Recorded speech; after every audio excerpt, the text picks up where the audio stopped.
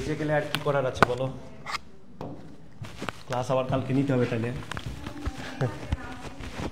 ঠিক আছে, আচ্ছা দেখো আমরা হচ্ছে গতদিন এই পর্যন্ত পড়েছিলাম, তো আমাদের হচ্ছে ত্রিঘাতের কিছু জিনিসপত্র দেখতে হবে। তার মধ্যে আমরা আগের দিনের কনসেপ্ট অনুযায়ী এই ম্যাথগুলো আগের দিনের কনসেপ্ট অনুযায়ী হয়ে যাবে। এখানে বলা আছে একটা সমীকরণ নির্ণয় করো যার মূলগুলো এই সমীকরণের মূলগুলো অপেক্ষা 1 করে বেশি।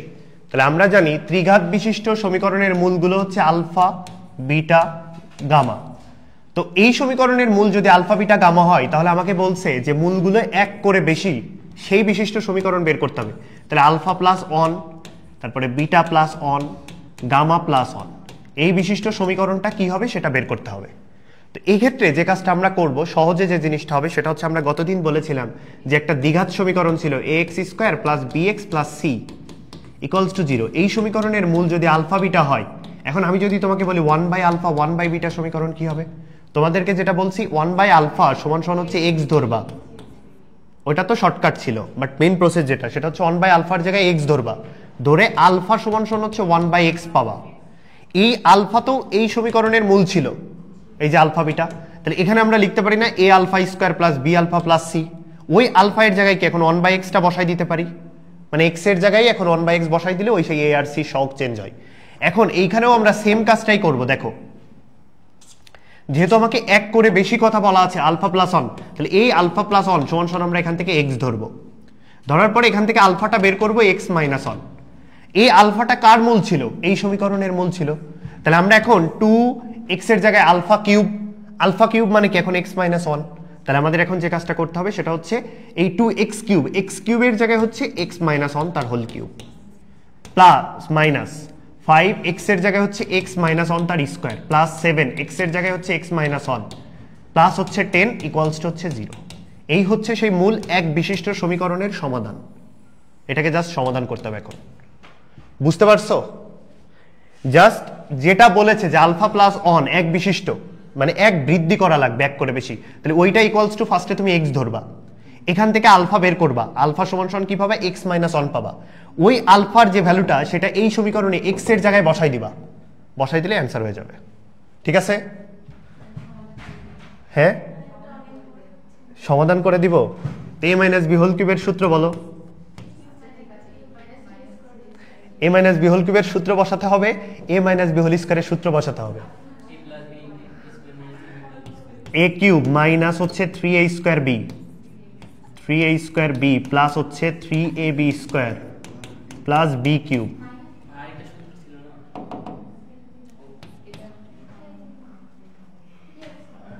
ডি হচ্ছে 5 into x square minus 2x plus হচ্ছে 1 প্লাস 7x মাইনাস হচ্ছে 7 প্লাস 10 ইকুয়ালস টু 0। এখন কি সমাধান করতে পারবি না, জাস্ট গুণ করে দিবি, ক্যালকুলেশন করতে হবে। এটা যদি আর করে দেওয়া লাগে তাহলে তো আজকে ক্লাস শেষ হবে না। দেখো একটি সমীকরণ নির্ণয় করো যার মূলগুলো x টু দি পাওয়ার 4 চতুর্থ ঘাত সমীকরণের মূলের 3 গুণ। দেখো তাহলে এই সমীকরণের মূল যদি একটা আলফা হয়, তাহলে তোমাকে যে সমীকরণটা নির্ণয় করতে বলছে সেই সমীকরণের মূল হবে আগে যেটা ছিল তার 3 গুণ। তাহলে এখন হচ্ছে 3 আলফা, তাহলে 3 আলফা সমান সমান হচ্ছে আমরা x ধরবো, তাহলে এখান থেকে আলফা সমান সমান আমরা বের করবো x বাই 3। এই আলফা এর মানটা কি করবো, এখানে বসাই দিব।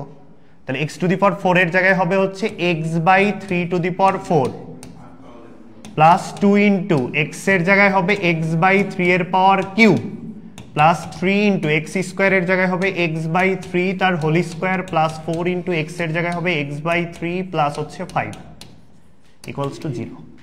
জাস্ট এখন নিচেই যে 3 to the power 4, 3 to the power 4 মানে কত হয় 81। সো এই 81 দিয়ে হচ্ছে সবার সাথে গুণ করে দিবা, তাহলে দেখা সহগটা হচ্ছে 1 হয়ে যাবে। বুঝতে পারছো, পারবা তো এই বিশিষ্ট সমীকরণ দিলে? ওকে ঠিক আছে। পরে x cube minus px square plus qx minus r সমীকরণের মূলগুলো মূলগুলো দ্বারা গঠিত। বিপরীত মূলগুলো দ্বারা গঠিত সমীকরণের বিপরীত মূল বলতে কি বুঝো? দেখো 1 বাই আলফা, 1 বাই বিটা আর হচ্ছে 1 বাই গামা। তাহলে এই বিশিষ্ট সমীকরণ কি হবে? আমরা যদি এটা দ্বিঘাত সমীকরণের ক্ষেত্রে পড়ছি তখন ধ্রুবক পদটা গেছে এক্স স্কয়ারের সহগ হিসাবে। এখানে দেখো যে জিনিসটা হবে এই মাইনাস আর যেটা আছে ধ্রুবক পদটা সেটা এক্স কিউবের এখানে আসবে, আর এই কিউবটা এখানে যাবে আর এই মাইনাস পিটা এখানে যাবে, মানে প্রত্যেকটার সাথে চেঞ্জ করবে, প্রথমটা লাস্টের সাথে আর মাঝখানের দুইটা নিজেরা। বিপরীত বলতে কি বুঝো? এক্স এর বিপরীত কি? 1/x। তাহলে মূলগুলোর বিপরীত কি? 1/α। তাহলে এক্স কিউব, তাহলে আমাদের দেখো সমীকরণটা কি হবে? এই মাইনাস আর যদি এক্স কিউবের সামনে আসে তাহলে মাইনাস আর এক্স কিউব। দেখো ধ্রুবক পদটা কিভাবে চেঞ্জ হচ্ছে, মাইনাস আর এক্স কিউবের সামনে আসলে মাইনাস আর এক্স কিউব, এই কিউ প্লাস, কিন্তু প্লাস কিউব এক্স স্কোয়ারের সামনে হয়ে যাবে প্লাস কিউ এক্স স্কোয়ার, এই মাইনাস পিটা এখানে চলে যাবে, তাহলে মাইনাস পি এক্স। এই এক্স কিউবের সামনে সহগ কত ছিল? 1, তাহলে প্লাস 1 ইকুয়ালস টু 0। তুমি মাইনাসটা কমন নাও, তাহলে আর x cube minus q x square plus p x minus 1 equals to 0। কোনটা? এইটা। বুঝছো? সো আমাদের যদি দ্বিঘাত সমীকরণ থাকে তাহলে দ্বিঘাত সমীকরণের ক্ষেত্রে জাস্ট হচ্ছে সহগ আর হচ্ছে এক্স স্কোয়ারের সহগ এবং ধ্রুবক পদটা চেঞ্জ করলে হয়। আর ত্রিঘাতের ক্ষেত্রে কি হবে? ধ্রুবক পদটা এক্স কিউবের সাথে চেঞ্জ হবে, মানে এক্স কিউবেরটা এখানে যাবে আর একটা এখানে আসবে। বুঝছো?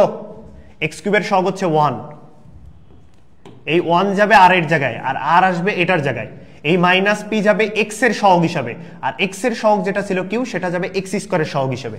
বুঝছো? পারবা? এটা কুয়েটে আসছে।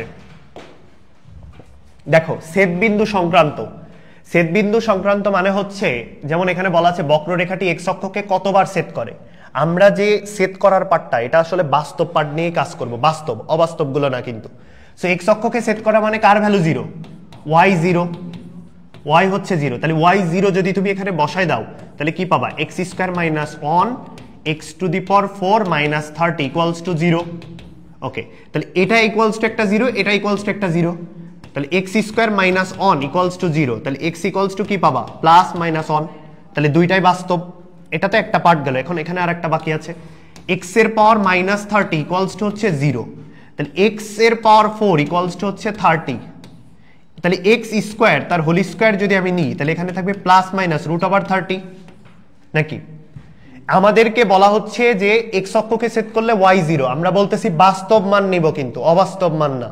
তো তুমি দেখো তুমি যদি প্লাস রুট 30 নাও তাহলে এখন এক্স স্কোয়ারটা, দাঁড়াও এখানে তো ভুলে গেল, ডাবল স্কোয়ার হয়ে গেছে, এই যে x square equals to plus minus হচ্ছে রুট 30। হ্যাঁ, এখান থেকে আমরা পাচ্ছি দুইটা, এখান থেকে কয়টা পাবো বলো? দুইটা পাবো।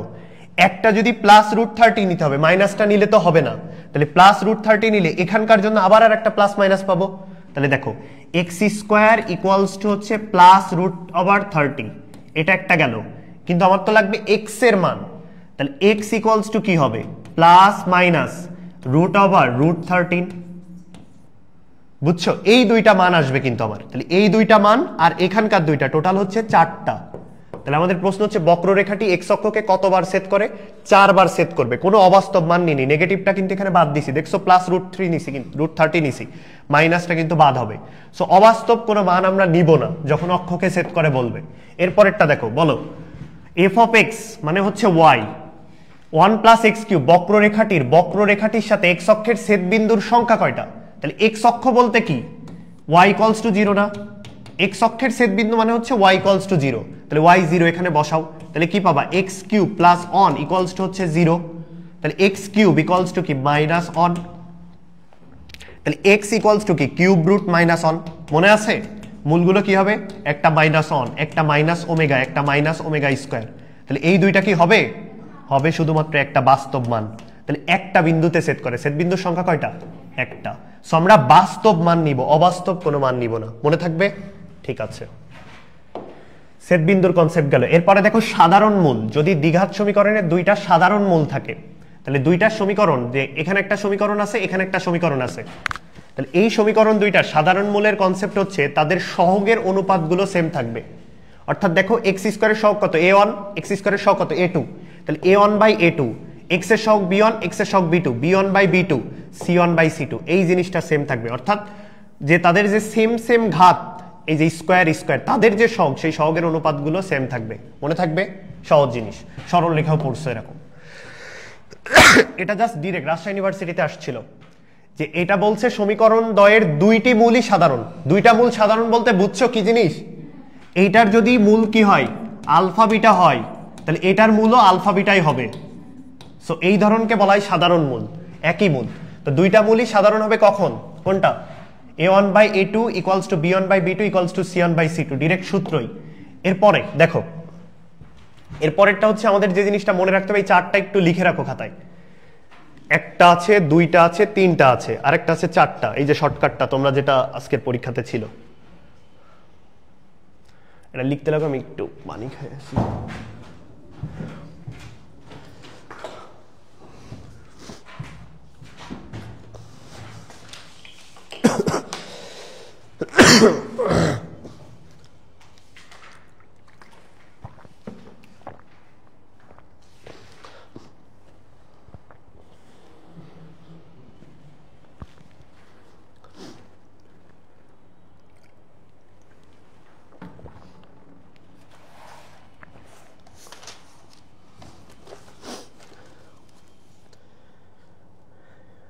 একটা কলম দে তো, আছে এক্সট্রা কলম আছে?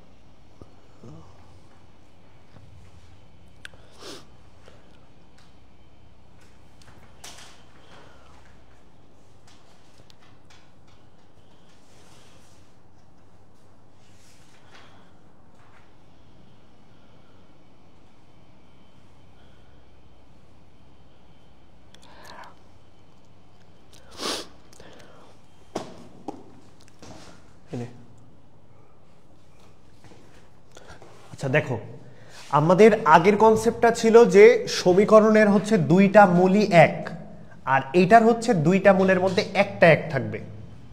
তো এই যে এখানে একটা সমীকরণ দেখতে পাচ্ছ, এখানে আরেকটা সমীকরণ দেওয়া আছে। বলা আছে দ্বিঘাত সমীকরণ দ্বয়ের মূল দুইটির পার্থক্য যদি একটি ধ্রুবক হয়, যদি বলে দেয় যে মূল দুইটার পার্থক্য একটা ধ্রুবক সংখ্যা, মনে করো মূল দুইটার পার্থক্য হচ্ছে আলফা মাইনাস বিটা, এই পার্থক্য একটা কনস্ট্যান্ট আছে, ধরে নিচ্ছি আমরা পার্থক্য একটা ধ্রুবক, সেই জন্য আমরা সেই ক্ষেত্রে যদি এরকম সমীকরণ দুইটা থাকে, চেঞ্জ কি দেখো আগে নিজেরা, এদের ভিতরে চেঞ্জ খুঁজে বের করার ট্রাই করো। এখানে ধ্রুবক পদ ছিল সি হিসাবে, সেই ধ্রুবক পদটা কিন্তু পরবর্তী যে সমীকরণটা সেটা এক্স এর সহগ হিসাবে থাকবে। সো এই টাইপের যদি থাকে, এটা মনে রাখার সুবিধা হচ্ছে কি, এটা যদি একদম এমসিকিউতে ডিরেক্ট আসে একটু বের করতে টাইম লাগবে, সেটা মনে রাখলে হচ্ছে ডিরেক্ট একবারই অ্যান্সার করতে পারবা। সো যদি এইটা লেখা থাকে যে সমীকরণ দ্বয়ের মূল দুইটির পার্থক্য একটা ধ্রুবক, তাহলে সেই ধ্রুবক থাকার শর্ত হচ্ছে কি b plus c plus 4 equals to 0। অনেক সময় এটা ডিরেক্ট কেমন আসে যে বি আর সিটা আননোন করে দিতে পারে, যে কোনো একটা, মানে বির ভ্যালু বলে দেওয়া থাকতে পারে, সির ভ্যালু বের করতেও বলতে পারে। সো তখন তোমাকে এইটা যদি মনে রাখতে পারো তাহলে তোমার জন্য ইজি হবে। ওকে, এর পরেরটাতেও দেখো, এর সহগ এখানে ছিল কিউ, এখানে ছিল ধ্রুবক পদ হিসাবে কিউ, পরবর্তীতে সেটা এক্স এর সহগ হিসাবে গেছে, মানে আগেরটার আগে এটা কিন্তু সেম জিনিসই। এই যে উপরের সমীকরণ আর এই সমীকরণের মধ্যে কিন্তু কোনো তফাৎ নাই, কিন্তু বলা আছে সমীকরণের একটি সাধারণ মূল থাকার শর্ত। তাহলে আগেরটাতে ছিল দুইটার পার্থক্য একটা ধ্রুবক, মেন লাইন কিন্তু এই যে এটা দুইটার পার্থক্য একটি ধ্রুবক, আর এটার মেন লাইন হচ্ছে একটি সাধারণ মূল থাকবে, মানে সমীকরণ দুইটা কিন্তু সেম। দেখো এটাও যা এটাও তাই, এটা যা এটা তাই, মানে পুরো এইটা যা এটা তাই। কিন্তু জিনিসটা মনে রাখো কিভাবে, দেখো এইটার যে ধ্রুবকটা, এই ধ্রুবক পদটা আগে এটার যেটা, মানে এই সিটা এক্স এর জায়গায় আসবে আর এই বিটা যাবে ধ্রুবক পদের জায়গায়। এখানেও ঠিক তাই, দেখো কিউটা যাবে হচ্ছে পি এর জায়গায় আর পিটা যাবে হচ্ছে ধ্রুবক পদের জায়গায়। সো এইটা হচ্ছে যদি পার্থক্য একটি ধ্রুবক বলে দেয় তাহলে কন্ডিশন হচ্ছে b plus c plus 4 equals to 0। আর যদি সাধারণ মূলের কথা বলে দেয় তাহলে P plus Q plus 1 equals to 0। যদি এখানে বি সি থাকতো তাহলে b plus c plus 1 equals to 0 হতো। মনে থাকবে? এরপরেরটাই বলছে সমীকরণের একটা সাধারণ মূল, মানে এটা আর এটা কিন্তু দেখো এইটা আর এটার মধ্যে কোনো পার্থক্য কিন্তু দেখছো না, যে এ প্লাস বি প্লাস 1 আছে, কিন্তু সমীকরণ দুইটা খেয়াল করো, এখানে আছে a x square plus b x plus 1, এখানে আছে b x square plus x plus 1। তার মানে এইটার বিটা যাচ্ছে এক্স স্কোয়ারের সহগ হিসাবে আর এক্স স্কোয়ারের সহগটা আসতেছে এক্স এর সহগ হিসাবে। সো এইটাও যদি হয় এটাও যদি হয়, সো এই দুইটাই কিন্তু সাধারণ মূলের কনসেপ্ট, এটাও সাধারণ মূল এটাও কিন্তু সাধারণ মূল, দুইটার জন্য এই কন্ডিশন কিন্তু সেম। দেখো এটার p plus Q plus 1 equals to 0, এটারও কিন্তু a plus b plus 1 equals to 0। এইটা কেবলমাত্র এই দুইটা সমীকরণের ক্ষেত্রেই প্রযোজ্য। মনে থাকবে, এই দুইটা সমীকরণ মনে রাখতে পারলে হচ্ছে, তো সেই ক্ষেত্রে তুমি এই কন্ডিশন দুইটা লিখতে পারো। আর পার্থক্য বললে b plus c plus 4 equals to 0। আর এটা হচ্ছে তোমাদের রিটেনে যে প্রশ্নটা ছিল অনুপাত আকারে যদি থাকে, অর্থাৎ মূলদয়ের অনুপাত একটা আরেকটার এত, অথবা একটা আরেকটার এত গুণ। এখানে বলছে দেখো a x square plus b x plus c equals to 0, সমীকরণের একটি মূল অপরটির এন গুণ। তার মানে একটা যদি আলফা একটা ধরো এন আলফা, মানে 1:4 1:5 এই টাইপের। সো দেখো আমরা যদি বলি যে 1:3, তাহলে একটা মূল আলফা একটা মূল কিন্তু 3 আলফা হয়, তাহলে একটা আরেকটার কি 3 গুণ না? একটা আরেকটার হচ্ছে যদি এন গুণ হয় সেক্ষেত্রে হচ্ছে কন্ডিশনটা কি হবে দেখো, n plus 1 whole square divided by n, মানে n এর মানটা এক বৃদ্ধি পাবে সেটার বর্গ হবে, divided by n equals to হচ্ছে বি স্কোয়ার বাই এসি। সবসময় কিন্তু এই সমীকরণটা থাকবে না, অন্য কিছু থাকতে পারে, x square plus b x plus c থাকবে না। যদি এইটা তুমি তো তোমার কম্পেয়ার করার কথা এটার সাথে, তুমি চিন্তা করবে এটা দিয়ে, সবে কি b square by AC, b square by AC মনে থাকবে। ঠিক আছে, দেখি এমসিকিউ সলভ করি। এটা প্রমাণ করতে পারবা? এটা যদি রিটেনে আসে, এটা কিন্তু রিটেনের জন্য দেওয়া। ও এটা পরীক্ষা আসছে নাকি? এইচএসসি তে আসছে? ও পারছো? তাহলে ঠিক আছে, এটা বাসার কাজ। আচ্ছা, কোন সমীকরণের সহগগুলোর যোগফল, হ্যাঁ কোন সমীকরণের যদি সহগগুলোর যোগফল 0 হয় তাহলে আমরা বলতে পারি তার একটা মূল কিন্তু 1 হবে। কিভাবে দেখো, a x square plus b x plus c equals to হচ্ছে 0। তা বলা হচ্ছে কোন সমীকরণের সহগগুলোর, কেন? তাহলে তো ওটাতে জাস্ট আলফা বসাই দিয়ে মনে হয় বজ্র গুণন করলেই তো হয়ে যাবে। আচ্ছা করে দিচ্ছি, সমস্যা নেই।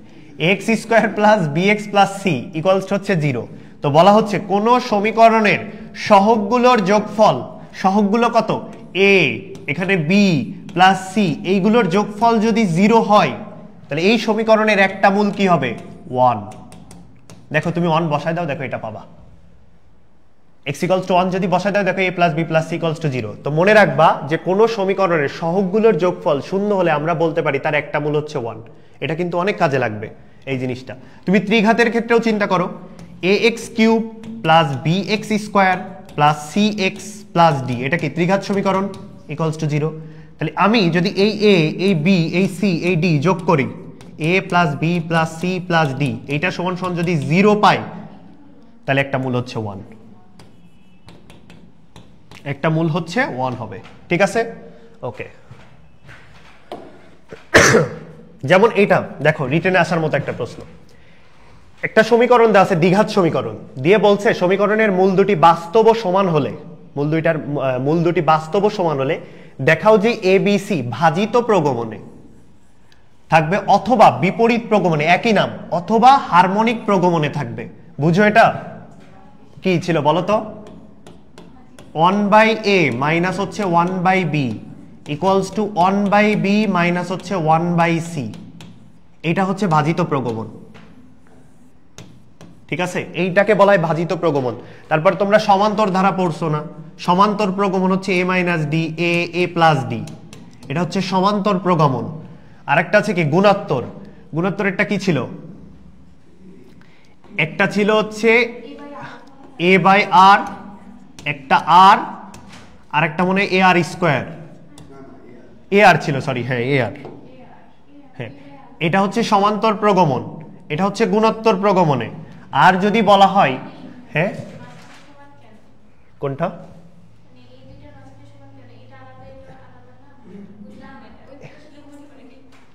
এটা হচ্ছে যদি কোনো জায়গায় ভাজিত প্রগমন বা বিপরীত প্রগমন থাকে তখন শর্ত হয় এটা, এটার সাথে ওইটার কম্পেয়ার করা যাবে না।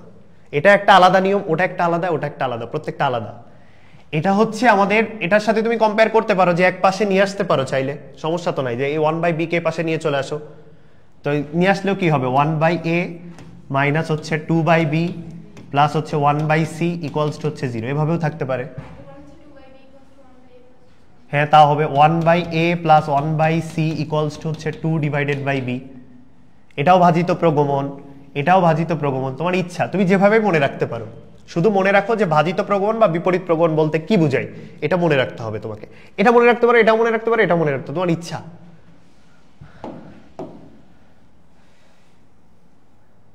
আর ওটা হচ্ছে সমান্তর, সমান্তর মানে মূলগুলো হচ্ছে, এটার হচ্ছে মূলগুলো তিনটা, এগুলো কিন্তু তিনটা মূল, একটা দুইটা তিনটা মূল, মূল তিনটি যদি সমান্তর ধারার মতো করে থাকে সমান্তর প্রগমনে, আবার মূল তিনটা যদি গুণোত্তর প্রগমনে থাকে তাহলে হয় তিনটা। এই যে মূল, এগুলো কিন্তু প্রত্যেকটা মূল, এটার ক্ষেত্রে আমরা মূল বলছি না তো। যদি ভাজিত প্রগমনে থাকে তাহলে কনসেপ্ট হচ্ছে এটা হয়। আচ্ছা এখন কথা হচ্ছে আমরা এটা বের করব কি করে, যে আমাদের তো প্রমাণ করতে হবে এই জিনিসটাই এই সমীকরণ থেকে।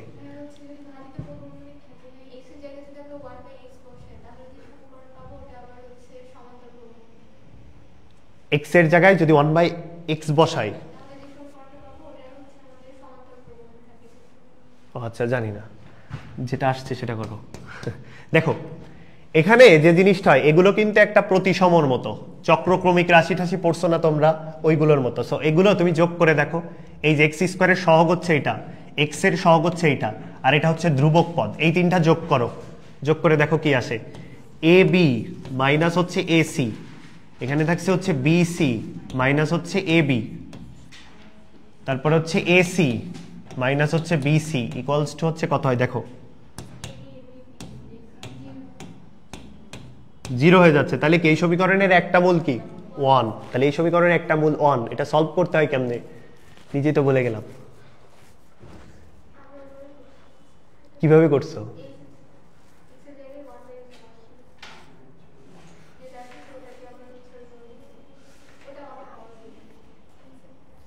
আচ্ছা বহুপদী পড়াচ্ছি 1 বছর পরে এসে, নিশ্চয় যদি 0 নিয়ে b square minus 4ac b into c minus a তার whole square b square minus 4ac 4ac, এটা দিয়ে গেলে হবে না, বলা আছে যে মূল দুইটা বাস্তব ও সমান। আই হাই কেমনে বের করলাম,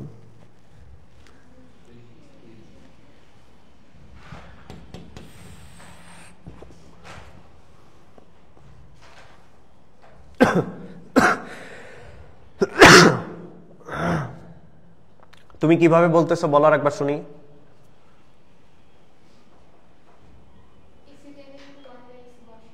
x এর জায়গায় 1/x, হ্যাঁ সমীকরণ পাবো, ওই সমীকরণের মূলগুলো হবে সমান্তর প্রগমনে। আচ্ছা সেখান থেকে বের করতে বলছো, আচ্ছা আচ্ছা এভাবে করলে মিলবে, হ্যাঁ হ্যাঁ মিলার কথা, আমি ভাবছি ওটাই, কিন্তু অনেক বড় হবে যে।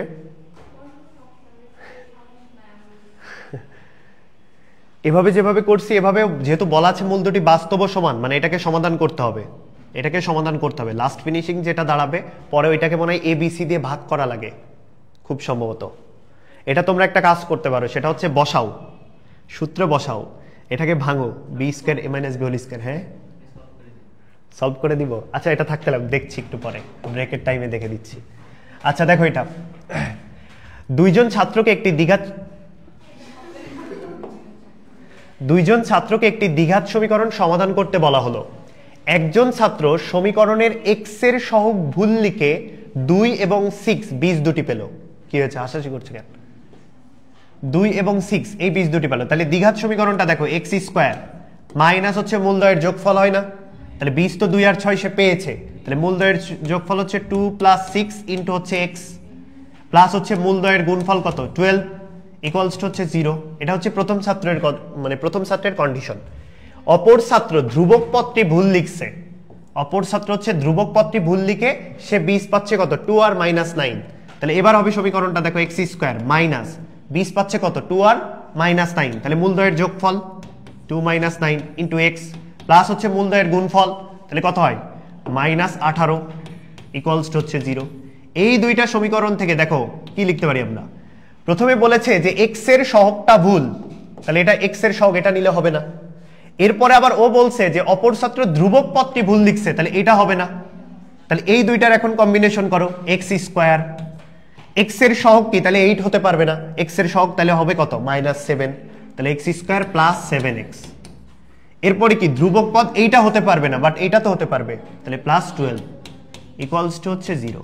তাহলে এখন এটাকে সমাধান করতে হবে, কত 3 আর 4 মনে হয়, x স্কয়ার প্লাস হচ্ছে 4x plus 3x plus 12 equals to হচ্ছে 0। তাহলে x এর ভ্যালু হবে দুইটা -3 -4। বুঝতে পারছো? ওকে, আচ্ছা আমরা হচ্ছে একটু ত্রিঘাত চতুর্থঘাতের ব্যাপারে যাই, শেষের দিকে চলে আসছি। দেখো ax³ plus bx square plus cx plus d equals to হচ্ছে 0, এটা হচ্ছে তৃতীয় ঘাত। আর এটা হচ্ছে ax⁴ plus bx³ plus cx square plus dx plus হচ্ছে e। আমাদের আসলে চতুর্থ ঘাত পর্যন্তই আছে। তো দেখো আমাদের যখন সামেশন এখানে আলফা, সো এখানে যেহেতু দ্বিঘাত বলে দুইটা মূল আসছিল, এখানে আছে 3 ঘাত, তাহলে 3টা মূল আসবে। সো এক্ষেত্রে আমরা লিখবো সামেশন আলফা। সামেশন আলফা মানে হচ্ছে মূল আছে 3টা, ওই 3টার যোগফল, তাহলে আলফা প্লাস বিটা প্লাস হচ্ছে গামা। এরপরে হচ্ছে আমাদের 2টা করে মূল, summation alpha beta. Summation alpha beta মানে হচ্ছে 2টা 2টা করে নিবা, তাহলে alpha beta plus beta gamma plus হচ্ছে গামা আলফা। দেখো কোনোটা আবার মিল থাকবে না, আলফা বিটা আলাদা, beta gamma gamma alpha equals to equals. আরেকটা হচ্ছে 3টা বিশিষ্ট, এখানে ছিল 2টা বলে একটা সিঙ্গেল 2টা, এখানে হচ্ছে 1টা 2টা এবার 3টা, 4টার জন্য যাবে 1টা 2টা 3টা 4টা, তাহলে আলফা বিটা গামা। এর তো আর কোনো কিছু হওয়ার চান্স নাই, সো এটা একটাই আলফা বিটা গামা। এখন আমরা যখন এটা বের করব, প্রথমটা হবে হচ্ছে নেগেটিভ, পরেরটা পজিটিভ, পরেরটা হবে হচ্ছে নেগেটিভ, মাইনাস প্লাস মাইনাস, একটার জন্য মাইনাস, 2টার জন্য প্লাস, 3টার জন্য হচ্ছে মাইনাস। বেসিক্যালি জিনিসটা হয় -1 এর পাওয়ার n দিয়ে, বাট ওটা আমাদের দরকার নাই। তো দেখো আমাদের যে কাজটা করতে হবে, alpha plus beta plus gamma, যেহেতু এখানে হচ্ছে কত ছিল 3 ঘাত, 3 ঘাত থেকে 1 ঘাত কমে যাবে দ্বিঘাত, তাহলে দ্বিঘাতের সহগ ডিভাইডেড বাই হচ্ছে ত্রিঘাতের সহগ, মানে এটা সহগ থাকবেই, সেটা হরে। তাহলে দেখো দ্বিঘাতের সহগ এখানে কয়টা, একটা মূল না, আলফা একটা আছে, তাহলে 1 কমে যাবে, 3 থেকে 1 কমে গেলে 2, তাহলে এর সহগ কত b, তাহলে b বাই a। এখানে নিচে a থাকবে, এখানেও নিচে a থাকবে, তাহলে এখানে 2টা আছে, তাহলে 3 ঘাত থেকে 2 কমে যাবে, তাহলে 2 কমে গেলে থাকবে 1 ঘাত, তাহলে 1 ঘাতের সহগ হচ্ছে c। এরপর আছে 3টা, 3টা থেকে 3টা কমে গেলে তো শুধু ধ্রুবক পদ থাকে, তাহলে d বাই a। ঠিক আছে, তাহলে এখন তোমরা এটা বলো, সামেশন আলফা সমান সমান কি হবে, minus b by a, summation alpha beta plus c by a, summation alpha beta gamma minus plus minus, তাহলে কি হবে d by a, summation alpha beta gamma del equals to e by a। পারবা তো বের করতে? ঠিক আছে, দেখো এই সমীকরণের মূলগুলো হবে কোনটি? কুয়েট 10-11তে আসছে, মনে হতে পারে যে এটা ক্যালকুলেটর ছাড়া কিভাবে পসিবল, বাট সম্ভব, এটা জাস্ট ক্যালকুলেটর ছাড়া কিভাবে করা যায় সেই জন্যই হচ্ছে দেওয়া। তো দেখো সমীকরণের মূলগুলো হচ্ছে কোনটি হবে সেটা দেওয়া আছে, কিভাবে তুমি তো ভাবতে পারো যে ভাই ক্যালকুলেটর ছাড়া হবে না, বা কিভাবে সলভ করবা। তো আমরা যে কাজটা করব সেটা হচ্ছে, ধরো সমীকরণের মূল 3টার যোগফল বের করব, alpha plus beta plus gamma, এই টাইপের প্রশ্নের ক্ষেত্রে। তাহলে 3টা মূল, যেহেতু 3 ঘাত, তাহলে 3টা মূলের যোগফল কত হবে, x স্কয়ারের সহগ ডিভাইডেড বাই x কিউবের সহগ, তাহলে কি মাইনাস প্রথমে, তাহলে x কিউবের x স্কয়ারের সহগ কত -63, তাহলে প্লাস হয়ে যাবে 63 ডিভাইডেড বাই 27, বুঝছো?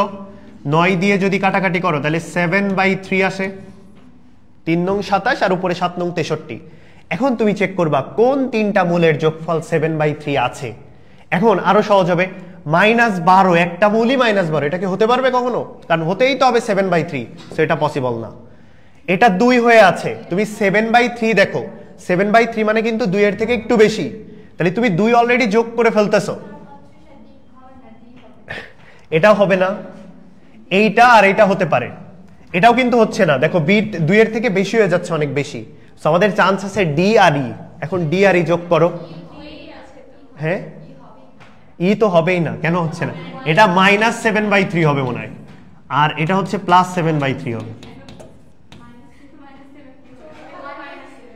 একটা মাইনাস দিয়ে নাও, ঠিক আছে? 7/3, তাহলে 7/3 হচ্ছে এটার সাথে মিলে যাচ্ছে, তাহলে আমাদের অ্যান্সার হচ্ছে ডি। বুঝছো সবাই? এভাবে চেক করবা, মানে ক্যালকুলেটর ছাড়াও কিন্তু হচ্ছে জাস্ট মানে সব প্রশ্নের ক্ষেত্রেই মূল তিনটার যোগফল বের করবা।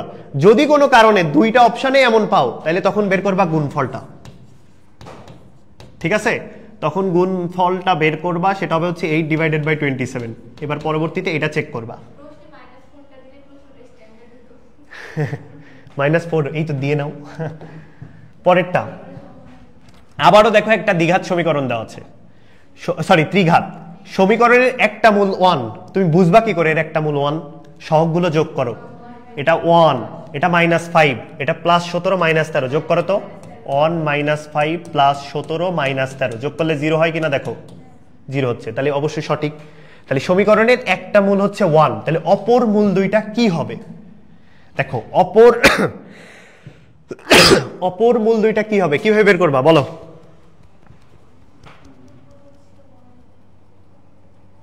কি বলেছি? মূল তিনটার যোগফল বের করবা।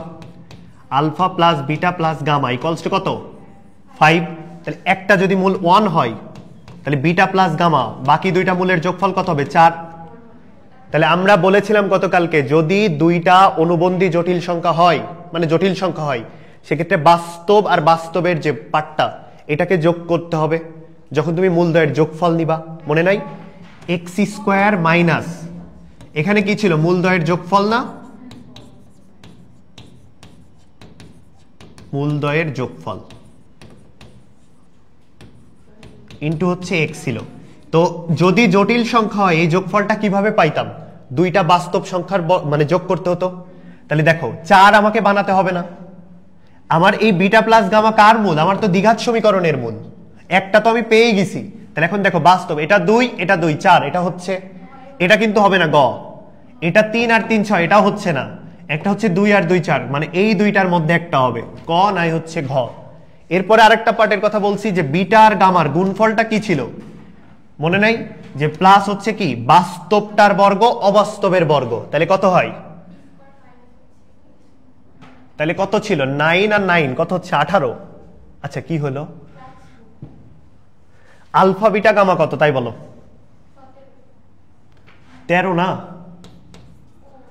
আলফা বিটা গামা হচ্ছে 13, আলফা তো 1 হয়ে গেছে, তাহলে বিটা গামার মান হচ্ছে আমাকে 13 বানাতে হবে। কত নাম্বার দেখো? এই যে হ্যাঁ ক, 4 আর 9 13, হ্যাঁ ক নাম্বার অ্যান্সার। দেখো অনেকে বুঝতে পারো না, আমি আবার বলি, বুঝছো? বলছি দেখো, এখানে সমীকরণের একটা মূল হচ্ছে 1, অপর মূল দুইটা নির্ণয় করতে বলছে। তো আমি তোমাদেরকে যে কথাটা বললাম, যে সমীকরণ ত্রিঘাত বিশিষ্ট সমীকরণ বের করতে হলে যে কাজটা করবা সেটা হচ্ছে যোগফল নিবা। যোগফল সমান সমান হচ্ছে কত আসছে? 5 আসতেছে। তাহলে একটা মূল তো 1 হয়েই গেছে, তাহলে আলফা হচ্ছে 1 বসাই দিই। তাহলে বিটা প্লাস গামা হচ্ছে 4। বিটা প্লাস গামা মানে কি? দ্বিঘাত না, দুইটা মূল। তাহলে দুইটা মূল আসবে কোথা থেকে? এই জটিল সংখ্যা থেকে আসবে।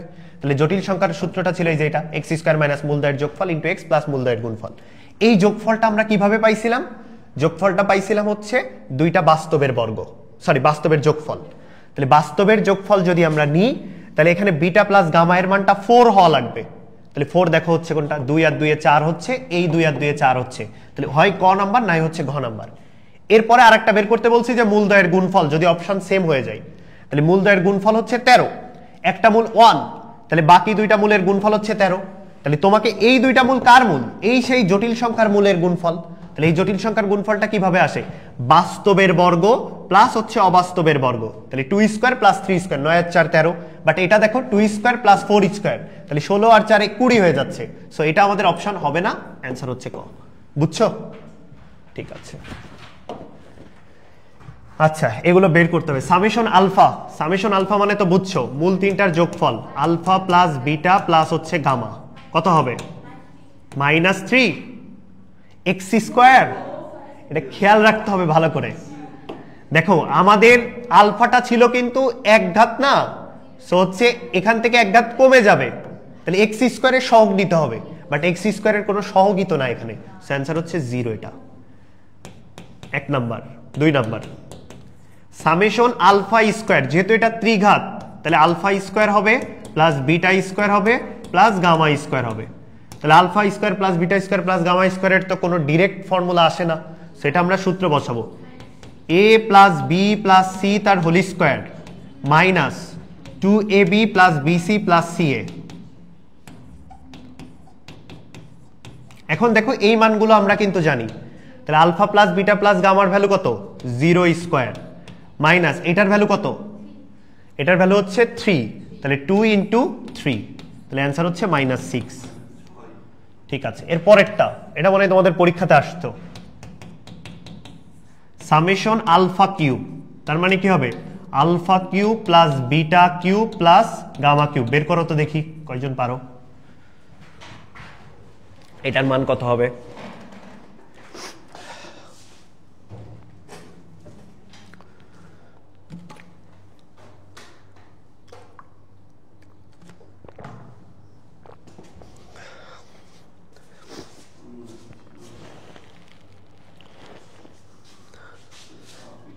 এ cube b cube plus c cube এর সূত্র মনে নাই? A cube b cube plus c cube এর ডিরেক্ট কোনো ফর্মুলা নাই,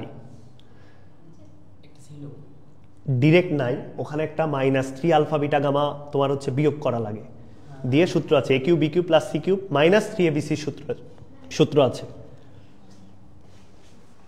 পারবা না, এই সূত্র তোমরা পারবা না।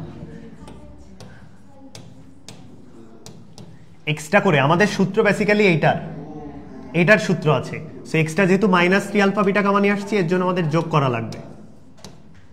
এবার করো তো, এটার সূত্র কি হবে? এটা মনে রাখিও, পরীক্ষায় আসার মতো প্রশ্ন।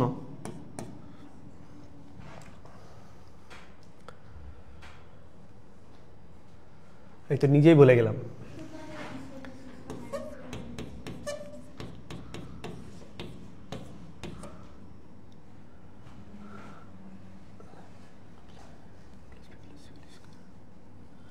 কি ছিল সূত্র?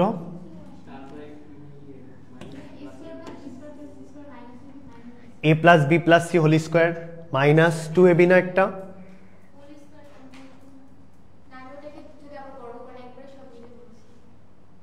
আচ্ছা, এটাকে বর্গ করার পরে, হ্যাঁ বর্গ করার পরে হচ্ছে এই যে এটা আসবে, তাইলে হচ্ছে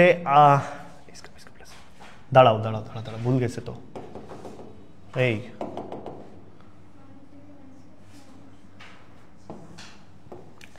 এখানে ভেঙে ভেঙেই করি।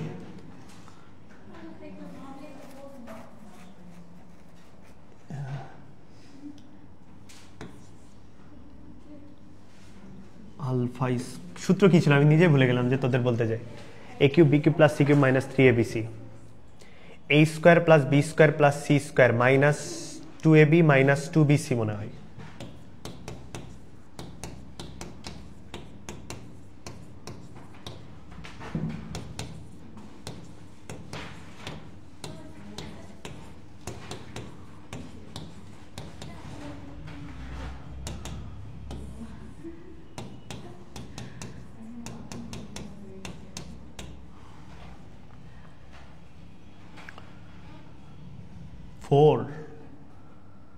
কি আসছে তোমাদের লাস্ট ফিনিশিং, তাই বলো।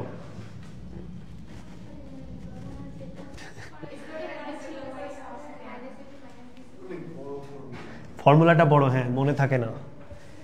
a square plus b square plus c square -2 নাকি এখানে ab, আমি তো এটাই ভুলে গেলাম।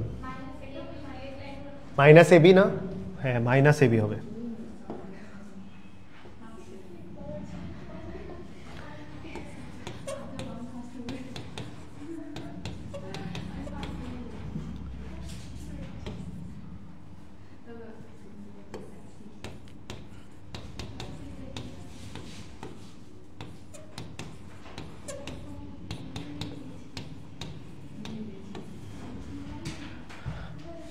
আচ্ছা দেখো, খুব সম্ভবত এটা সূত্র a cube b cube plus c cube minus 3ab এর প্রথমে a square b square plus c square minus ab minus bc minus ca।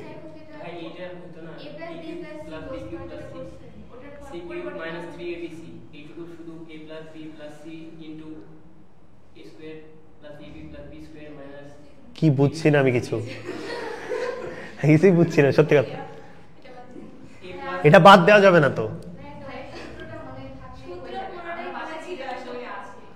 সমস্যা নেই, দাঁড়া আমি দেখেই বলছি।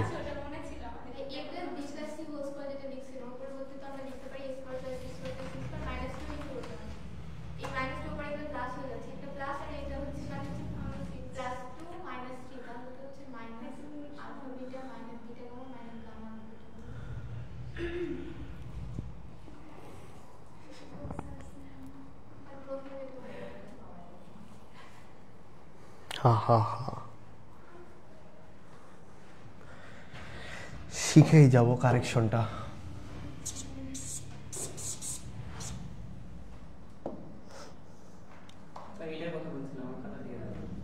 খাতায় দেখা লাগবে না, থাম।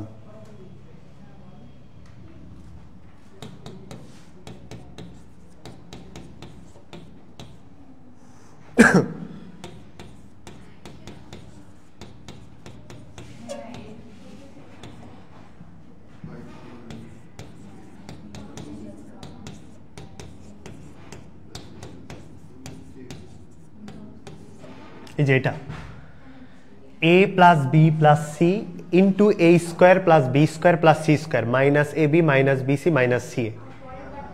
হ্যাঁ, এই পুরো জিনিসটা দেখো, সূত্রটা মনে রাখবা কিন্তু -3 আলফা বিটা গামা রিলেটেড, এই যেটা। সো এই পুরোটা সূত্র আর +3 আলফা বিটা গামা। এখন কথা হচ্ছে তোমার এইটার মান কিন্তু তুমি এই যে এখানে পাইছো, এই যে এখানে পাইছো, তাই না? Alpha square plus beta square gamma square. বাকি এটা তুমি জানো কি 0 হয়ে যাচ্ছে। হ্যাঁ 0 হয়ে যাবে, শুধুমাত্র 3 আলফা বিটা গামা থাকবে, জাস্ট 3 আলফা। এই পার্টটা পুরোটাই 0, কারণ আলফা প্লাস বিটা প্লাস গামার ভ্যালু 0 ছিল। তো আমাদের শুধু থাকবে 3 আলফা বিটা গামা। তাহলে কত আসছে অ্যান্সার? 3 ইন্টু -1, তার মানে -3। সূত্রটা একটু মনে রাখো, একটু জটিল বাট মনে রাখতে হবে, কিছু করার নাই। পরীক্ষাতে একদম এমসিকিউতেই আসতে পারে, এই কোশ্চেনটা এমসিকিউতে আসতে পারে, কারণ এটা তো বের করা লাগতেছে না, 0 হয়ে যাচ্ছে। সো দেখা যাচ্ছে এটার ভ্যালুই লাগবে তখন। ওকে, লাস্ট প্রশ্ন বহুপদীর। সামেশন আলফা স্কয়ার বিটা এর মান নির্ণয় করতে বলছে, ত্রিঘাত বিশিষ্ট সমীকরণ বের করো তো দেখি তোমরা। সামেশন আলফা স্কয়ার বিটা, এটা আগে বের করতে হবে কি এটা আসলে। তাহলে আলফা স্কয়ার বিটা প্রথমটা প্লাস আলফা বিটা স্কয়ার, মানে একটার উপর বর্গ হবে আর একটা একঘাত থাকবে, এরকম সবগুলো পদ লিখতে হবে তোমাকে। Alpha square beta plus alpha beta square, এরপর হচ্ছে beta square gamma plus gamma square beta, এরপর হচ্ছে আরেকটা আছে আলফা স্কয়ার গামা প্লাস হচ্ছে গামা স্কয়ার আলফা। এই যেটা টোটাল 6টা হবে, কিন্তু আলফা স্কয়ার বিটা টোটাল 6টা হবে। এরপরে দেখো এখান থেকে আলফা বিটা কমন নাও, তাহলে কমন নিলে আলফা প্লাস বিটা পাবা। এখান থেকে বিটা গামা কমন নাও, তাহলে এখান থেকে বিটা গামা কমন নিলে পাবা হচ্ছে বিটা প্লাস গামা। এখান থেকে আলফা গামা কমন নাও, তাহলে পাবা alpha plus gamma. Okay fine. এই ভিতরে আমাদের যেহেতু মান আমরা জানি alpha plus beta plus gamma এর ভ্যালু, সো আমরা এখানে এক্সট্রা করে একটা গামা আনবো। তাহলে এক্সট্রা করে গামা আনলে alpha beta, alpha plus beta এর সাথে এক্সট্রা একটা গামা যোগ হলো, প্লাস এখানে বিটা গামা এক্সট্রা করে একটা আলফা যুক্ত হলো, এখানে আলফা গামা এক্সট্রা করে আলফা গামা এর সাথে একটা বিটা যুক্ত হলো। তাহলে টোটাল 3টা যোগ হচ্ছে, এই জন্য কি হবে -3 আলফা বিটা গামা বিয়োগ হবে। তাহলে এখন এখান থেকে এইটা এইটা এটা কমন নিয়ে নাও, তাহলে কমন নিলে alpha plus beta plus gamma সমান সমান পাবো alpha beta plus beta gamma plus হচ্ছে গামা আলফা মাইনাস হচ্ছে 3 আলফা বিটা গামা। এখন দেখো তুমি সবগুলোর মান জানো, এটার ভ্যালু তুমি জানো, এটার ভ্যালু তুমি জানো, এটার ভ্যালু তুমি জানো। সো এই ফরম্যাটটা মনে রাখতে হবে যে সামেশন আলফা স্কয়ার বিটা একটার উপর দ্বিঘাত হবে আর একটা একঘাত হবে, এরকম যতগুলো লেখা যায় টোটাল 6টা লেখা যাবে। 6টা থেকে প্রসেস, এটা রিটেনেও আসতে পারে, এমসিকিউতেও কিন্তু আসতে পারে। পারবা তো? ঠিক আছে। কোনটা? ও এটা পুরোটা 0 হয়ে যাচ্ছে, হ্যাঁ 0 হয়ে যাবে, তাহলে শুধুমাত্র -3 আলফা বিটা গামা, তার মানে হচ্ছে প্লাস শুধু 1, 3 × 1/3, তাহলে 1 থাকবে অ্যান্সার। এটার অ্যান্সার 1 শুধু, প্লাস না, এখানে মাইনাস আছে, তাহলে -1/3 গুণ করলে অ্যান্সার হচ্ছে +1। বুঝছো সবাই? ঠিক আছে, ওকে ফাইন। স্থিতিবিদ্যা,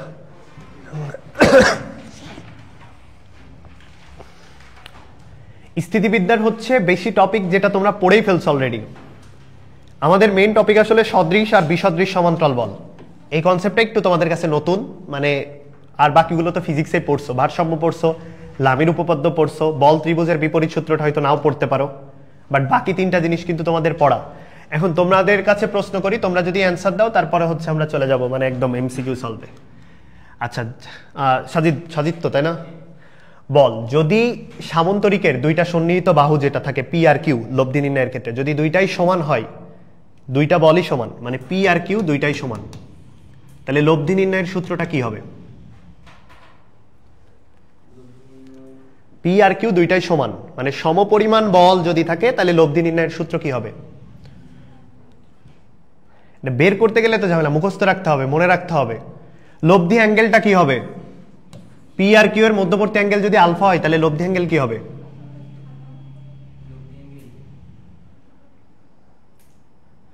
এটা তো পড়াইছে তোদের টাইপ ভিত্তিক করে ভাইয়া। এইদিকে হচ্ছে পি, এইদিকেও পি, তাহলে লব্ধিটা কোন দিক বরাবর যাবে? একদম মাঝ বরাবর চলে যাবে না লব্ধিটা? এই মধ্যবর্তী অ্যাঙ্গেল আলফা, এটা হচ্ছে থিটা, তাহলে থিটা ইকুয়ালস টু α/2। এখন প্রশ্ন হচ্ছে এই পি আর আরো যদি পি হয়, তিনটাই পি, কোন শর্তে তিনটাই পি হবে?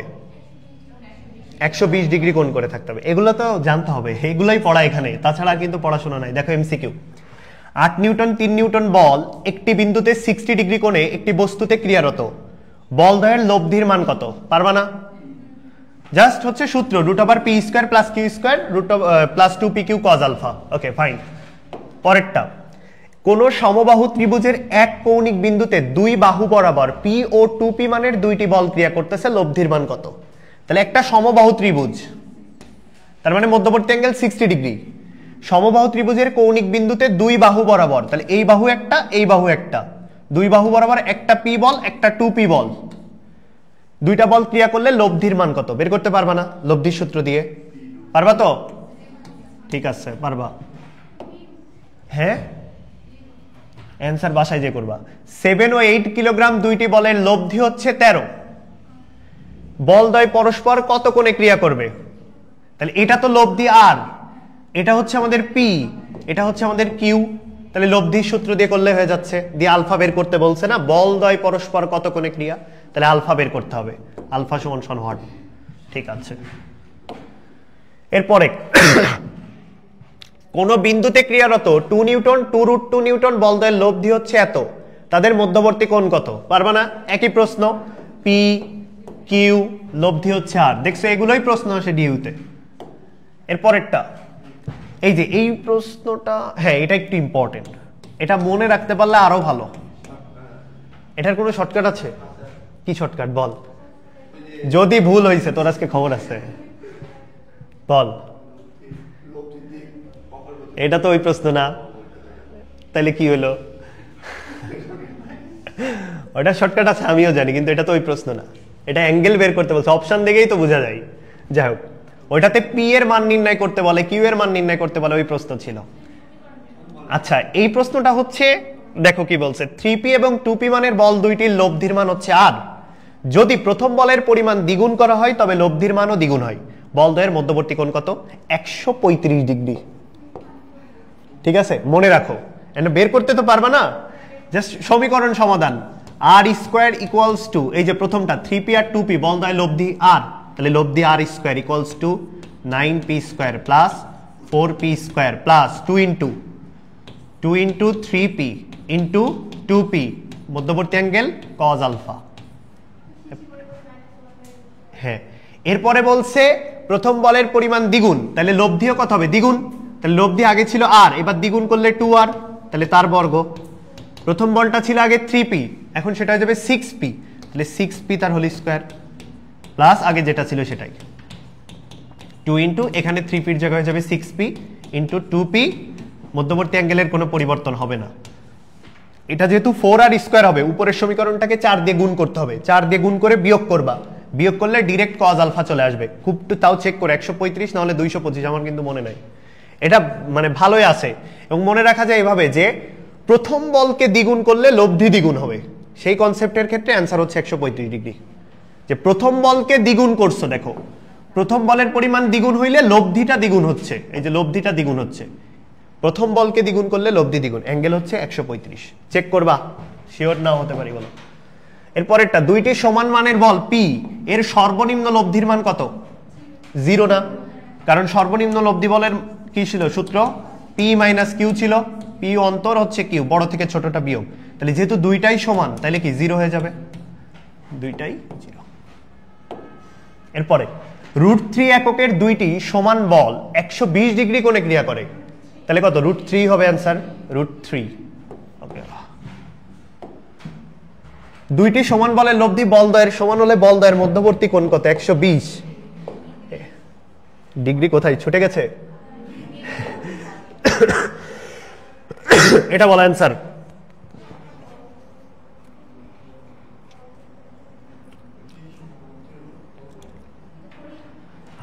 হাবিবা তো, তাই না? কিভাবে বের করবি বল, তোর মাথায় কি আসছে চিন্তা?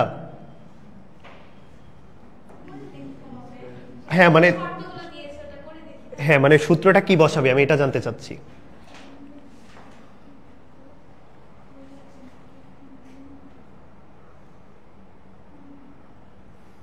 শর্ত তো দিয়েছে বুঝছি, সূত্র মানে তুমি কোনটা বসায় করতে চাচ্ছ, মানে তোমার চিন্তা ভাবনা কি কাজ করতেছে এটা জানার জন্য। চিন্তা ভাবনায় কাজ করছে না। নাফিস কিভাবে করবা?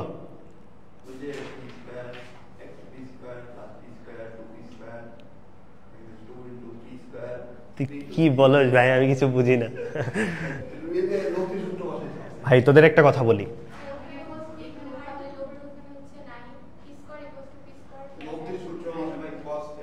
আচ্ছা আমি সহজ করে দিই, একটু শোনো।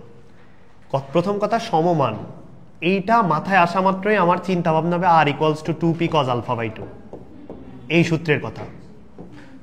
এরপরে আমি কন্ডিশন অনুযায়ী বসাবো, আমি ওই r² = p²q² বসাতে যাব না। এরপরে বলছে দুইটার লব্ধির বর্গ, তাহলে দুইটা বলের লব্ধি, মনে করো পি আর পি, এর বর্গ হচ্ছে p², লব্ধির বর্গ বলদ্বয়ের গুণফলের 3 গুণ, মানে বলদ্বয় বলতে হচ্ছে পি আর পি, তার গুণফলের হচ্ছে 3 গুণ হবে লব্ধির বর্গটা r², মানে লব্ধির বর্গ আর এর বর্গ হবে কি বাকি যে দুইটা বল আছে পি আর পি তাদের গুণফলের 3 গুণ। বুঝছো?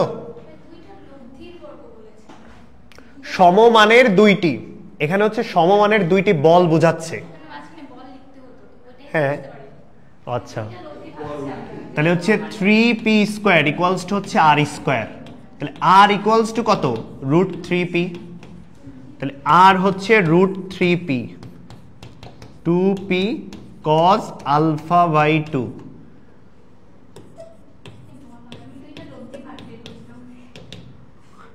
তাহলে 2p কেটে যাবে, √3/2, cos কততে? √3/2, 30 ডিগ্রিতে, π/6 হচ্ছে cos α/2। আমার লাগবে আলফা, এই কি দিলাম এটা আমি, এটা হচ্ছে α/2, তাহলে আলফা হচ্ছে π/3। ওকে, আচ্ছা তোমাদের একটা বলি, সেটা হচ্ছে ধরো হ্যাঁ তাও চিন্তা করা যায়, বলদ্বয়ের মান যদি √3 গুণ হয় তাহলে 60 ডিগ্রি হয়, বলদ্বয়ের মান যদি √2 গুণ হয় তাহলে 45 না 45 ডিগ্রি হয়। দেখো বলদ্বয়ের মান যে কোনো একটা বলের সাথে যদি √3 গুণ হয় তাহলে অ্যান্সার হয় 60 ডিগ্রি, আর একটা যদি √2 গুণ হয় তাহলে হয় 45 ডিগ্রি, নাকি? √2p 90 ডিগ্রি হবে।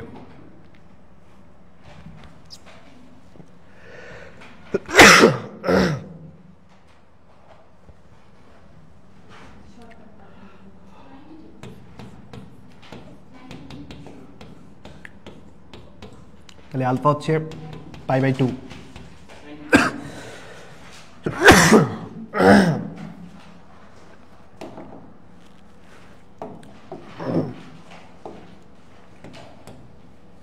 কত হবে? 90। এটা হচ্ছে π/3। আচ্ছা, একটা প্রশ্ন করি। প্রশ্নটা হচ্ছে দুইটা বল পি আর কিউ, তো এটার সর্বোচ্চ লব্ধি সর্বনিম্ন লব্ধি এরা যদি পরস্পর 90 ডিগ্রি কোণ করে থাকে, তাহলে পি আর কিউ আর আর ম্যাক্স আর মিনিমাম এদের মধ্যে সম্পর্কটা কি হবে? বের করো তো, বের করো, আমি একটু আসছি এখন।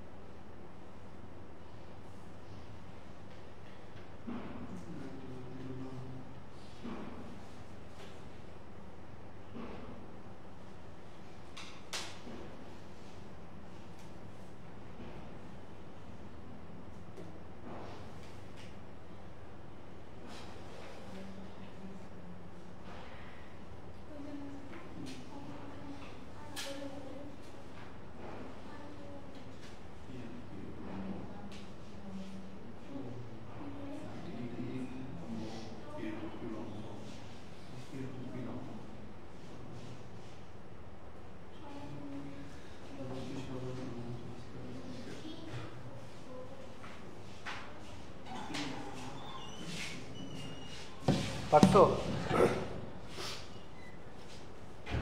কি আসছে সূত্রটা? করনি?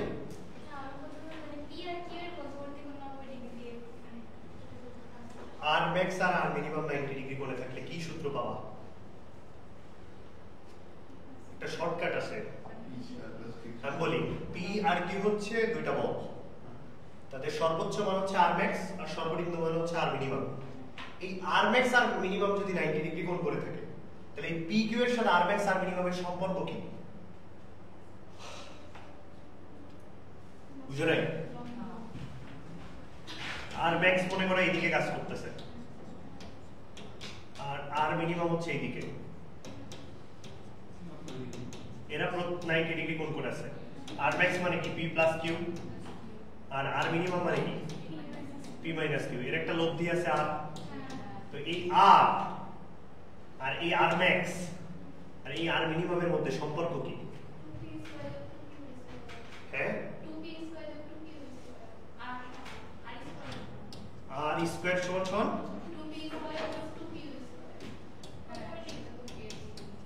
এটা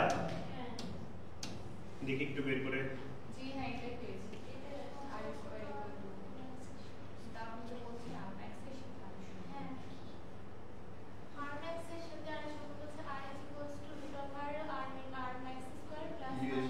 ওটা তো ডিরেক্ট হয়ে যায় এখানে। আচ্ছা, কোশ্চেনটা করা ভুল হয়েছে, এটা হবে না। a plus b whole square আর হচ্ছে a minus b whole square into b square. হ্যাঁ, ঠিক আছে। মানে প্রশ্নটা হয় এরকম যে তোমাকে সর্বোচ্চ লব্ধি এবং সর্বনিম্ন লব্ধি দিয়ে দিয়েছে এবং তোমাকে পি কিউ দেওয়া থাকতে পারে, মানে তোমাকে কোশ্চেনে পি কিউ দেওয়া আছে, পি কিউ দিয়ে জিজ্ঞেস করতে বলছে পি কিউ এর সর্বোচ্চ মান মানে লব্ধি, পি কিউ এর এই পি কিউ এর সর্বোচ্চ লব্ধি এবং সর্বনিম্ন লব্ধি যদি পরস্পর 90 ডিগ্রি থাকে, হ্যাঁ পরস্পর 90 ডিগ্রি কোণ করে যদি থাকে, তাইলে তাদের লব্ধির সূত্রটা কি হবে? সো আমরা আর ম্যাক্স আর মিনিমাম আলাদাভাবে বের না করে ডাইরেক্ট আমরা এই সূত্র দিয়ে বের করতে পারি। আর square equals to 2 into p square plus b square, একটু আলাদা ছিল যেটা কোশ্চেনে দেওয়া ছিল एग्जाम-এ। আচ্ছা যাই হোক, দেখো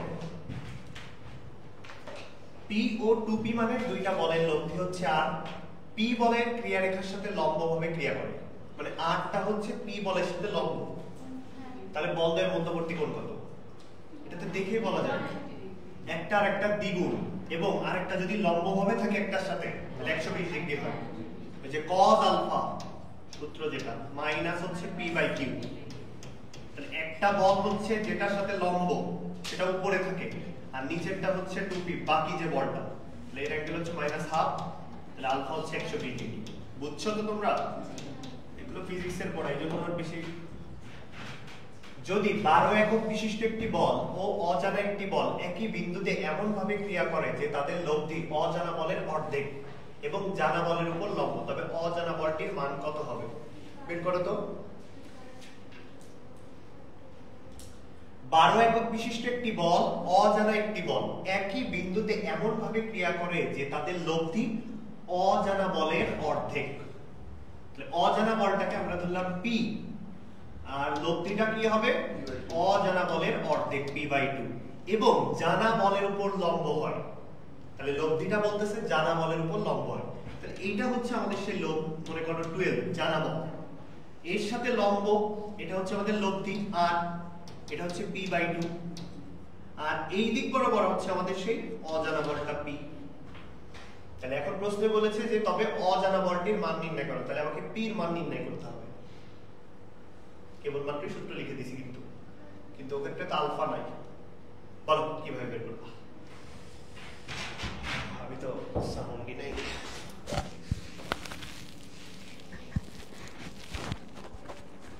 পি এর মান নির্ণয় করতে পারবে না? কোশ্চেনের দিক তাকাই থাকলে হবে?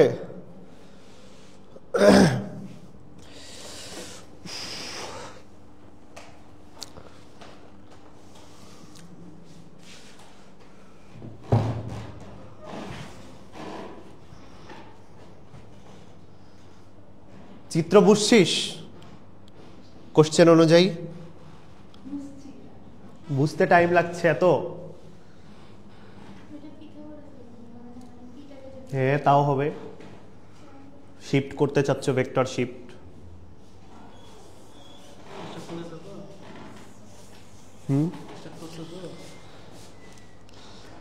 ভাই গাড়ি কিনতে যাইতে হবে তো।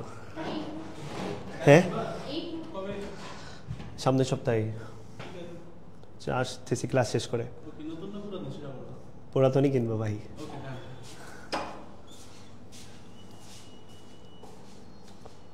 হ্যাঁ কত আসছে? 8√3। দেখো এটার একটা ফর্মুলা আছে, ডিরেক্ট ফর্মুলা আছে,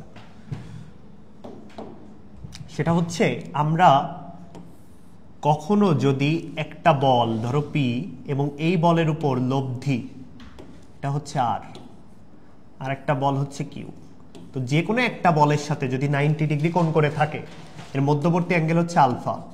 তো সেক্ষেত্রে প্রথম কন্ডিশনটা আমরা লিখতে পারি অ্যাঙ্গেল বের করার ক্ষেত্রে, সেটা হচ্ছে -p/q। এটা অ্যাঙ্গেল বের করার জন্য কাজে লাগবে। আর একটা হচ্ছে লব্ধি বের করার জন্য কাজে লাগবে। সেই সূত্রটা হচ্ছে, দেখো যে কাজটা করতে পারি, এই পি যেটা আছে এই পিটাকে এখানে উঠায় নিয়ে যেতে পারি, ভেক্টর শিফট করতে পারি। তো পি ওখানে নিয়ে গেলে দেখো এখানে একটা পিথাগোরাস 90 ডিগ্রি ত্রিভুজ তৈরি হচ্ছে, সমকোণী ত্রিভুজ। তাহলে অতিভুজটা হচ্ছে আমার কিউ স্কোয়ার, লম্ব স্কোয়ার হচ্ছে আর স্কোয়ার, ভূমি স্কোয়ার হচ্ছে পি স্কোয়ার। তো আমার তো লাগবে লব্ধি, তাহলে লব্ধিটা হচ্ছে আর স্কোয়ার ইকুয়ালস টু কি কিউ স্কোয়ার মাইনাস হচ্ছে পি স্কোয়ার। তাহলে এইটা আমাদের লাগবে কখন? এইটা লাগবে হচ্ছে যদি লব্ধির মান বের করতে বলে বা কোনো বলের মান বের করতে বলে, তখন এই সূত্রটা। আর যদি কোনো প্রশ্নে অ্যাঙ্গেল বের করতে বলে তাহলে এটা চিত্র, এটাই দুইটার জন্য, এটা অ্যাঙ্গেল বের করার জন্য কাজে লাগবে, আর এটা হচ্ছে লব্ধি বের করার জন্য কাজে লাগবে, বা অন্য কোনো বল বের করার জন্য। তো আমাদের এই প্রশ্নটাই দেখো, এই প্রশ্নটাই হচ্ছে আমাদের আর স্কোয়ার ইকুয়ালস টু হচ্ছে কিউ স্কোয়ার মাইনাস হচ্ছে পি স্কোয়ার। তো দেখো ওখানে হচ্ছে আর এর ভ্যালু বলে দিছে p/2, কিন্তু তাহলে এটা হয়ে যাবে p²/4। কিউটা ছিল কিন্তু হচ্ছে যেটা এইভাবে ছিল, হ্যাঁ এটা এখানে সেটা হচ্ছে p আছে p², আর এই পিটা কিন্তু এখানে 12। আগেরটার সাথে চিত্রের সাথে কম্পেয়ার করো, আগেরটাতে ধরা ভুল হয়েছে কিন্তু, মানে আমরা ধরেছি এখানে ধরেছি এটাকে p ধরেছি, এটাকে 12 ধরেছি। আগেরটা অনুযায়ী এটা বসালে এটা পাচ্ছি। এবার দেখো 12² এ পাশে নিয়ে চলে আসো, তাহলে p² মাইনাস হচ্ছে p²/4, তাহলে 3p²/4। তাহলে এখানে থেকে 144, এই 4 গুণ হয়ে যাবে, আর এখানে একটা 3 চলে আসবে, ইকুয়ালস টু হচ্ছে কত p², দিয়ে এখান থেকে পির মানটা বের করতে হবে। বুঝছো? মেইন কথা হচ্ছে এই সূত্রটা কাজে লাগবে। এই সূত্রে এই পি কিন্তু আনুভূমিক, এই পি কিন্তু আনুভূমিক, এই যেটা, আর এই কিউ হচ্ছে এই যেটা, কিন্তু এখানে আমরা যেহেতু কিউ এর জায়গায় পি ধরেছি এই জন্য কিউ এর জায়গায় পি বসাইছি। পারবা তো? দুইটা সূত্র মনে রাখবা এই টাইপের ক্ষেত্রে। এর পরেরটা ওই যে ওর প্রশ্নটাই, যেটা শর্টকাট বলতেছিল, কোন বিন্দুতে পি ও 2p মানের দুইটা বল ক্রিয়াশীল, প্রথম বলটিকে দ্বিগুণ এবং দ্বিতীয়টির মান হচ্ছে 8 একক বৃদ্ধি করতে বলছে। তাহলে আমাদের প্রথমে ছিল হচ্ছে পি আর 2p, পরে আমরা কি করতেছি, প্রথম বলটিকে দ্বিগুণ, তাহলে পি কে আমরা করছি হচ্ছে 2p, আর এইটাকে আমরা হচ্ছে 2p + 8 8 একক বৃদ্ধি করছি। সো এই দুইটার অনুপাত হচ্ছে সেম থাকবে। সো আমরা লিখতে পারি এখান থেকে p/2p, এই যে এইটা আর এটার অনুপাত ইকুয়ালস টু এইটা আর এটার অনুপাত 2p ডিভাইডেড বাই হচ্ছে p + 8। বুঝছো? দেখো p আর 2p, তাহলে প্রথমে ছিল কি p 2p, এই p কে তুমি করছো 2p, আর এই 2p কে করছো 2p + 8, তাহলে এইটা আর এটার অনুপাত, এইটা আর এটার অনুপাত হচ্ছে ইকুয়াল, তাহলে ইকুয়াল নিলে কি p4। ওকে, এরপরে দেখো জিএসটিতে আসছে একটা প্রশ্ন 21-22-এ, f ও 2f মানের দুইটা সমবিন্দু বল লব্ধির ক্রিয়াদিক এবং একই বিন্দুতে ক্রিয়া করে। এই যে লব্ধির ক্রিয়া মানে অ্যাঙ্গেলটা থিটাটা সেম থাকা লাগবে, কিন্তু তাইলেই কিন্তু আমরা এই শর্তটা লিখতে পারবো। একই বিন্দুতে ক্রিয়ারত এবং 2f এবং 2f + 2 মানের বল দ্বয়ের লব্ধির ক্রিয়াদিক একই। এই যে লব্ধির ক্রিয়াদিক মানে হচ্ছে থিটা, এই থিটাটা সেম থাকা লাগবে। তাহলে f এর মান কত? তাহলে প্রথমে ছিল f 2f, f কে তুমি করছো 2f, আর 2f কে তুমি করছো 2f + 2, তাহলে এইটার অনুপাত ইকুয়াল, তাহলে কত আসছে f = 1। পারবা তো এগুলো আসলে? ঠিক আছে। এরপরে ভারসাম্য থাকার শর্ত, 2√5 3 মানের তিনটা বল কোন একটা বিন্দুতে ক্রিয়ারত, তারা পরস্পর ভারসাম্য সৃষ্টি করলে প্রথমোক্ত বলদ্বয়ের মধ্যবর্তী কোণের মান কত? দেখো ভারসাম্যের কনসেপ্টটা হচ্ছে যে কোনো দুইটা বলের লব্ধি কি, যে কোনো দুইটা বলের লব্ধি তৃতীয়টির সমান হবে, এই কথাটা লিখে রাখো। যে কোনো দুইটা বলের লব্ধি তৃতীয়টির সমান হবে, ভারসাম্য থাকার শর্ত।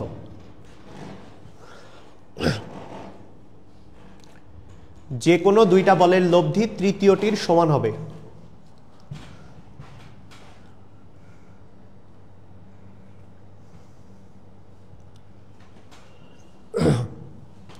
বাপরে, এক কুমিল্লা নাকি এটা চিটাগাং?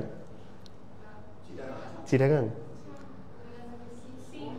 ও COU থাকে। বাপরে, অনেকবার আসছে, মুখস্থ করতে যায় না আবার। লিখছো? দেখো তাহলে এখানে বলছে যে, তাহলে আমি চিন্তা করতে পারি এভাবে, আমি যদি 2 আর √5 যে কোনো দুইটা বল নিলাম, তাহলে এর লব্ধি একটা কত হবে 3। আবার আমি 2 আর 3 নিলাম, তাহলে এর লব্ধি কত হবে √5। আমি বাকি আরেকটা আছে কত 2 3 আর √5, তাহলে এটার লব্ধি হবে কত 2। তো যে কোনো দুইটা বলের লব্ধি হচ্ছে তৃতীয়টার সমান, যে কোনো দুইটা বলের লব্ধি হচ্ছে তৃতীয়টির সমান। তাহলে এখন আমাকে বের করতে বলছে যে এই মানে তিনটা বল কোন একটা বিন্দুতে ক্রিয়ারত, তারা পরস্পরের সাথে ভারসাম্য সৃষ্টি করলে প্রথমোক্ত বলদ্বয়ের মধ্যবর্তী কোণ। তো তুমি যখন তুমি যখন পি আর কিউ নিয়ে লব্ধির সূত্রটা বসাতে, পি আর কিউ এর মধ্যবর্তী কোণ আলফা নিতে, তাহলে বাকিটা থাকতো তোমার লব্ধি আর। তাহলে এখানে পি আর কিউ যেটা নিবা, তাহলে বাকিটা হচ্ছে লব্ধি। তুমি যে দুইটা বল নিচ্ছ তাদের মধ্যবর্তী কোণ হচ্ছে আলফা। তাহলে এখানে বলছে যে কই গেল প্রথমোক্ত, ওই যে প্রথমোক্ত বল দেয়, তাহলে এই 2 আর √5, তাহলে বাকিটা থাকবে হচ্ছে লব্ধি আর। তাহলে বের করো, তাহলে 9 = 4 + 5 প্লাস 2 × 2 × √5 cos আলফা 0 হয়ে যাচ্ছে, তাই না? তাহলে আলফা 90 ডিগ্রি হবে। হ্যাঁ, পরেরটা বের করো তো। 1 2 আর একটা হচ্ছে √3, কমা আছে এখানে একটা। 1 2 √3 একক মানে তিনটা বল হচ্ছে এস টি ইউ। তাহলে প্রথমত একটি বস্তু সাম্য অবস্থায় থাকলে কার কার মধ্যে বের করতে বলছে, এস আর ইউ। তাহলে এস আর ইউ মানে কত, একটা 1 আর একটা হচ্ছে √3, তাহলে এই দুইটার লব্ধি হচ্ছে 2। এটাও 90, এটাও 90। বর্গ করলে তো 2 এর সাথে মিলে যায়। ঠিক আছে, বুঝছো? পরেরটা, কোন বিন্দুতে ক্রিয়ারত তিনটি সমান বল সাম্য অবস্থায় সৃষ্টি করলে এদের মধ্যবর্তী কোণ কত? তিনটাই সমান, তিনটাই যদি সমান হয় অ্যাঙ্গেল হয় 120 ডিগ্রি। একটি সমবাহু ত্রিভুজের বাহুত্রয়ের সমান্তরালে একই ক্রমে সমবিন্দুতে কার্যরত 6 10 14, এই যে আরেকটা কনসেপ্ট, সেটা হচ্ছে সমান্তর ধারায় যদি বলগুলো থাকে, সমান্তর ধারায় তিনটা বলের লব্ধি যদি 120 ডিগ্রি কোণে থাকে। দেখো সমান্তর ধারায় কিভাবে, 6 আর 4 10, 10 আর 4 14, এই যে তিনটা বল ব্যবধান কি 4 4 করে না? সো এটার অ্যান্সার কি d√3। এটার লব্ধির অ্যান্সার হচ্ছে r = d√3। কন্ডিশন কি হতে হবে, সমান্তর থাকতে হবে এবং 120 ডিগ্রি কোণে থাকা লাগবে। সেক্ষেত্রে হচ্ছে কি হবে, r = d√3 লব্ধির মানটা মনে থাকবে। তাহলে সাম্য অবস্থার ক্ষেত্রে একটা তো পড়ছি যে কোনো দুইটা বলের লব্ধি, যে কোনো দুইটা বলের লব্ধি তৃতীয়টির সমান। আরেকটা আছে সেটা হচ্ছে যে কোনো দুইটা বলের যোগফল তৃতীয়টি থেকে বৃহত্তর। ঠিক আছে, পি প্লাস কিউ এর মানটা এটা হবে আর থেকে বৃহত্তর হবে।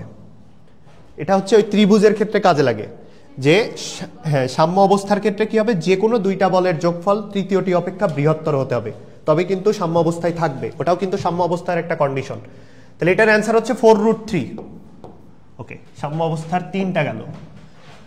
দেখো একটি বর্গক্ষেত্রের বাহুগুলো বরাবর একই ক্রমে পি 2p 3p 4p মানে 4টি বল কার্যরত রিটেনের জন্য, এদের লব্ধির মান ও ক্রিয়াদিক নির্ণয় করো। তাহলে একটা বর্গক্ষেত্র, একটা বর্গক্ষেত্র, এই বর্গক্ষেত্রের চারদিক এটা এটা এটা এটা, তাহলে এখানে আমি দিয়ে নিচ্ছি p, এটা 2p, এটা 3p, এটা হচ্ছে 4p। তো চারটা বল তো চারটা কৌণিক বিন্দুতে কাজ করতেছে। তো আমরা তো ভেক্টরের লব্ধি ইউজ করতে গেলে যে কোনো একটা বিন্দুতে আনা লাগে, একটা বিন্দুতে আনো সবগুলো। তো দেখো এই p আর এই 3p, আমি যদি p কে শিফট মনে করো এই বিন্দুতে নিয়ে আসছি সবগুলোকে, তাহলে এইদিকে একটা p আছে, এইদিকে একটা 3p আছে, এই যে এদিকে p আছে, এইদিকে 3p আছে, তাহলে শিফট করে এখানে নিয়ে আসছি 3p। তাহলে নিচের দিকে আছে 2p,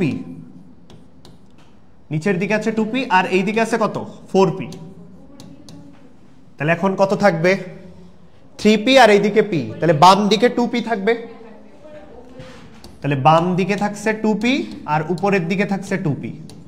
তাহলে এখন এদের লব্ধি কি হবে, এই দিক বরাবর যেহেতু সমান, তাহলে একদম মাঝ বরাবর চলে যাবে।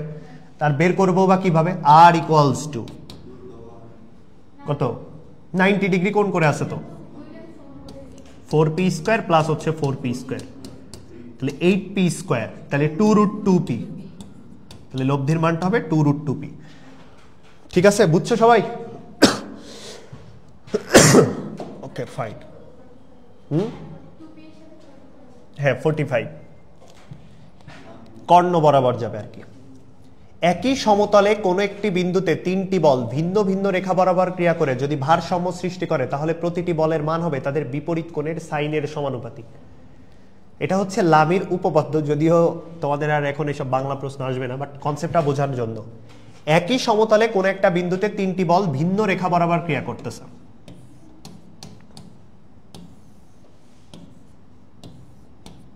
পি কিউ আর, এটার মধ্যবর্তী কোণ আলফা ধরলাম আমরা, এটাকে আমরা বিটা ধরতেছি, আর এই অ্যাঙ্গেলটাকে আমরা গামা ধরলাম। তো বলছে একই সমতলে কোনো একটা বিন্দুতে তিনটি বল ভিন্ন ভিন্ন রেখা বরাবর ক্রিয়া করতেছে, এটাই দিক এটাই দিক এটাই দিক, ভিন্ন ভিন্ন রেখা বরাবর ক্রিয়া করে যদি ভারসাম্য সৃষ্টি করে। এখানে একটা বস্তু আছে, এই বস্তুতে ভারসাম্য সৃষ্টি করছে, তাহলে প্রতিটি বলের মান হবে, তাহলে প্রত্যেকটা বল পি এর মানটা হবে বিপরীত কোণ, তাহলে বিপরীত যে কোণ আছে আলফা সেটার সাইনের সমানুপাতিক। তাহলে আমরা এখান থেকে যে সূত্রটা পাই সেটা হচ্ছে P divided by sine alpha equals to Q divided by sine beta equals to R divided by sine gamma. এটা হচ্ছে আমাদের লামির উপপাদ্য। এবং এই প্রশ্নগুলো দিয়ে, লামির উপপাদ্য থেকে যে প্রশ্নগুলো হয়, তোমাকে প্রশ্নে বল দ্বয়ের অনুপাত চাবে, অ্যাঙ্গেল বের করতে বলবে, আর একটা হচ্ছে সুতার টান রিলেটেড আসতে পারে। তিনটা কনসেপ্টের ম্যাথ, সুতার টান যেটা সেটা রিটেনে আসার সম্ভাবনা বেশি। এক হচ্ছে পি কিউ বলে দিবে, দিয়ে আলফা বলে দেওয়া থাকবে, বিটা বের করতে বলবে, অথবা সাইন আলফা সাইন বিটা বলে দিবে, দিয়ে পি কিউ এর অনুপাত বের করতে বলবে। দেখো প্রশ্নগুলো দেখলে বুঝতে পারবা। যেমন এটা, কোনো একটা বিন্দুতে ক্রিয়ারত তিনটা বল ভারসাম্য সৃষ্টি করেছে, যেখানে প্রথম ও দ্বিতীয় বলের অন্তর্গত কোণ 90 ডিগ্রি, প্রথম আর দুইটা মানে প্রথম দুটোর, দ্বিতীয় তৃতীয় বলের অন্তর্গত কোণ 120 ডিগ্রি। বল তিনটার অনুপাত কত আমাকে বের করতে হবে। তাহলে দেখো আমি যদি চিত্র অঙ্কন করে নিই, এই হচ্ছে আমার তিনটা, এটা পি, এটা কিউ, এটা হচ্ছে আর। তো প্রথম দুইটা বলতে আমি পি কিউ কে চিন্তা করি। হ্যাঁ, তাহলে বলছে যে কি প্রথম ও দ্বিতীয় বলের অন্তর্গত কোণ 90 ডিগ্রি, তাহলে এটা হচ্ছে 90 ডিগ্রি প্রথম দুইটা। দ্বিতীয় তৃতীয় বলের অন্তর্গত কোণ 100, দ্বিতীয় আর তৃতীয়, তাহলে দ্বিতীয় আর তৃতীয় এটা এটা কত 120, তাহলে বাকিটা কত হবে? টোটাল তো 360, তাহলে 120 আর 90 হয়ে গেছে 210, তাহলে 360 হইতে গেলে 150 লাগে, 150 ডিগ্রি। ঠিক আছে, এখন তুমি কি প্রত্যেকটা অ্যাঙ্গেল পেয়ে গেছো না? এখন অনুপাত বের করতে পারবে না? P divided by sine 120 equals to Q divided by sine 150 R R divided by sine 90 degree. ঠিক আছে, তাহলে পি ডিভাইডেড বাই সাইন 120 মানে কত? 90 30 cos 30 √3/2 sine 150 half sine 90 degree 1। এখন কি করবা বলো? P is to q is to r এর অনুপাত লাগবে, 2 দিয়ে গুণ করে দাও, প্রত্যেকটার সাথে 2 দিয়ে গুণ করলে এটা √3, এটা 1, এটা 2, তাহলে √3:1 is to 2 গুণ করাটা বুঝছো? ওকে, তাহলে √3:1 is to 2 কোনটা? √3:1 is to 2। ওকে, পারবা তো এই প্রশ্নগুলা? ও এসি কোথায়? রিমোট নাই তো।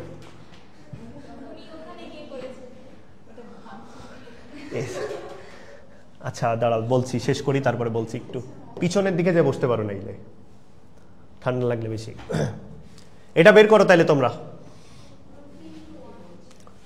কোন বিন্দুতে ক্রিয়ারত তিনটা বল পি কিউ আর ভারসাম্য সৃষ্টি করলে পি কিউ এর মধ্যবর্তী কোণ 90 ডিগ্রি, তাহলে পি কিউ এর মধ্যবর্তী যেটা যায় সেটা হচ্ছে আর এর অনুপাতটা আসে সাইন 90 নাকি ইকুয়ালস টু আগেরটাই।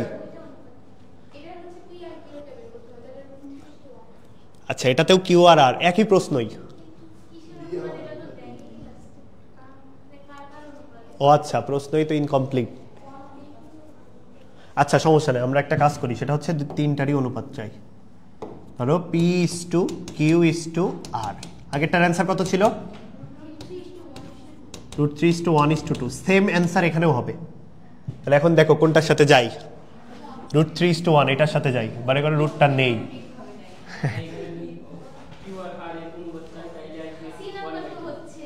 কিউআর অনের, ও আচ্ছা কিউআর আর অনের, হ্যাঁ এটা আছে।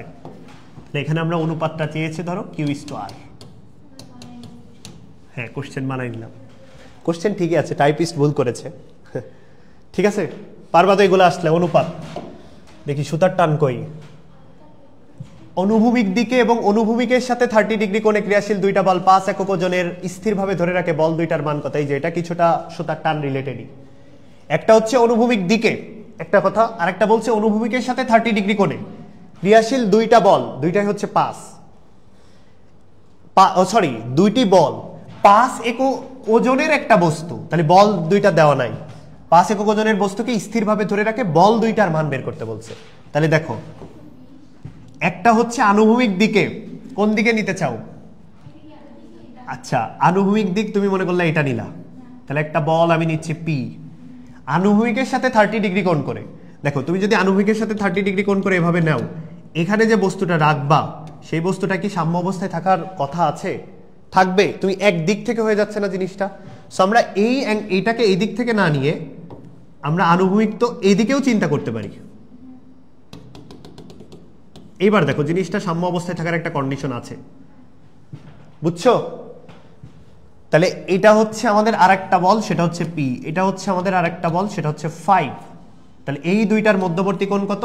150 প্রত্যেকটা বল। এটা হচ্ছে 90 আর এটা তো বুঝছো 120। তাহলে আমাদের বের করতে বলছে বল দুইটার অনুপাত, তাহলে এটা কিউ ধরি। তাহলে প্রথমে কিউ নিয়ে আসো, কিউ ডিভাইডেড বাই বাকি দুইটা বল পি আর ডাব্লিউ এর মধ্যবর্তী কোণ sin 90 ডিগ্রি ইকুয়ালস টু, এরপরে আরেকটা বল নাও পি, তাহলে বাকি দুইটার মধ্যবর্তী কোণ এইটা আর এইটার কত? 120 sin 120। আরেকটা হচ্ছে ডাব্লিউ, সেটা কত? এটার বিপরীতটা, তাহলে sin 150 sin 150। তাহলে এখান থেকে এইটা সমান সমান এইটা নাও, যেহেতু ডাব্লিউ এর মান 5 দেওয়া আছে, তাহলে sin 150 এর মান হাফ, তাহলে 2 উপরে যে 10, তাহলে কিউ সমান সমান পাবা 10। পি, পি হচ্ছে sin 120 √3/2, তাহলে হচ্ছে 10 ইন্টু √3/2, তাহলে কত? 5√3, তাহলে হচ্ছে 5√3 আর 10, 5√3 আর 10, 5√3 আর 10। এই যে এই বুঝছো সবাই? এই অ্যাঙ্গেল নেওয়াটা তো বুঝছো, তোমরা সবাই এই কাজটাই করবা, যেদিকে পি নিবা এইদিকেই 30 ডিগ্রি নিবা, এই কাজ করবা না কিন্তু। সাম্য অবস্থায় এভাবে থাকবেও না, আসলে কখনো বস্তু তুমি সাম্য অবস্থায় রাখতেও পারবা না, বাসায় দিয়ে ট্রাই করে দেখতে পারো। আচ্ছা এটা রিটেনের জন্য দেখো, 60 কেজি ওয়েট ওজনের একটি বস্তুকে দুইটা রশি দ্বারা ঝুলিয়ে রাখা হয়েছে। এখন দুইটা রশি কিন্তু এই যে এখানে একটা বস্তু আছে, এই দিক থেকে একটা রশি, এই দিক থেকে আরেকটা রশি, এই বস্তু হচ্ছে কত? 60 কেজি ওয়েট, তাহলে বস্তুর ওজন দেওয়া আছে 60 কেজি ওয়েট। ওকে, তাহলে দুইটা রশি দ্বারা ঝুলিয়ে রাখা হয়েছে রশিদ্বয় খাড়া রেখার সাথে, খাড়া রেখা বলতে এখানে এই রেখা বলছে, খাড়া রেখার সাথে 30 ডিগ্রি কোণ করে। তাহলে একটা দিচ্ছি 30 ডিগ্রি কোণ করে, আর একটা হচ্ছে 45 ডিগ্রি কোণ করে। 30 ডিগ্রি এবং 45 ডিগ্রি কোণ উৎপন্ন করে রশিদ্বয়ের টান নির্ণয় করো। তাহলে এই রশিদ্বয়ের টান হচ্ছে T1, এই রশিদ্বয়ের টান হচ্ছে T2। তাহলে দেখো, আর এখানে টোটাল 3টা বল, একটা দুইটা 3টা বল, আমরা 3টা বলের জন্য লামির সূত্র জানি। তাহলে প্রথমে নিলাম টান বল T1 ডিভাইডেড বাই বাকি দুইটার মধ্যবর্তী অ্যাঙ্গেল, এই যে T2 আর এটার মধ্যবর্তী অ্যাঙ্গেল কত? 135 sin 135। এরপর T2 নাও, তাহলে T2 নিলে কি বাকি দুইটার মধ্যবর্তী কোণ, তাহলে 150 sin 150। আরেকটা বাদ থাকতেছে কি W, মানে 60 কেজি, তার মধ্যবর্তী বাকি দুইটা 30 আর 45 কত হয়? 75 sin 75 ডিগ্রি। তাহলে এখান থেকে আমরা T1 পাবো, T2 পাবো। এখন ধরো এটা ডিউতে আসছে, sin 75 ডিগ্রির মান ওই যে sin 45 প্লাস 30 ডিগ্রি ওভাবে বের করতে হবে, বুঝছো? অথবা তুমি যদি ডিরেক্ট ওখানে লিখে রেখে আসো sin 75 দিয়ে, তাও মার্ক দিবে, বুঝছো? পারবা তো? বুঝছিস? ঠিক আছে, ওকে। এরপরে দেখো লামির উপপাদ্য ত্রিভুজ সংক্রান্ত প্রমাণের মধ্যে কি লিখে রাখছি রে? আচ্ছা এই দুইটা হচ্ছে বাসার কাজ থাকবে, করবা তোমরা যারা রিটেনের প্রিপারেশন নিতে চাও। এই প্রশ্নটা আমাদের বার ইসে আসছিল, বুয়েটে আসছিল। প্রশ্নটা এভাবে দেয় নাই, প্রশ্নটা এভাবে দিয়েছিল 1/p² minus 1/q² equals to হচ্ছে 1/w²। এইভাবে দিয়েছিল প্রশ্নটা, এবং এইভাবে দেওয়ার পরেও পি আর কিউ এর মান বলে দিছিল, দিয়ে ডাব্লিউ বের করতে বলেছিল, আর পারি নাই। এই প্রশ্নটাই আমার সব থেকে বেশি খারাপ লাগছিল যে আমি কেন এটা পারি না। মানে এটা অনেকবার করছিলাম আমরা, একাডেমিক থাকতেও তোমার হচ্ছে এইচএসসির জন্য গুরুত্বপূর্ণ, অ্যাডমিশনে যেও গুরুত্বপূর্ণ। হ্যাঁ হ্যাঁ, ওখান থেকে আসে cosec square theta minus caught square theta equals to 1, ওইখানে বসাই দিতে হয় কোসেক আর কট, বাট ওইখানে মান দিয়ে দিছিল 3 আর 4। কেন জানি পারি নাই। অনেকে ডিরেক্ট এই ফর্মুলাই লিখছে 1/p² - 1/q² = 1/w, w এর মানটা বের করছে, p আর q দেওয়া ছিল। সো ওটাই হচ্ছে কথা, যে যতই বেশি প্র্যাকটিস করে যাও না কেন, পরীক্ষার হল পুরো জিনিসটাই আসলে আলাদা। হাজার ভালো ভালো স্টুডেন্ট হোক, পরীক্ষার হলে যে খারাপ হয়ে যেতে হয় মাঝে মধ্যে। সো মাথা ঠান্ডা করে পরীক্ষা দিতে হবে, বুঝছো?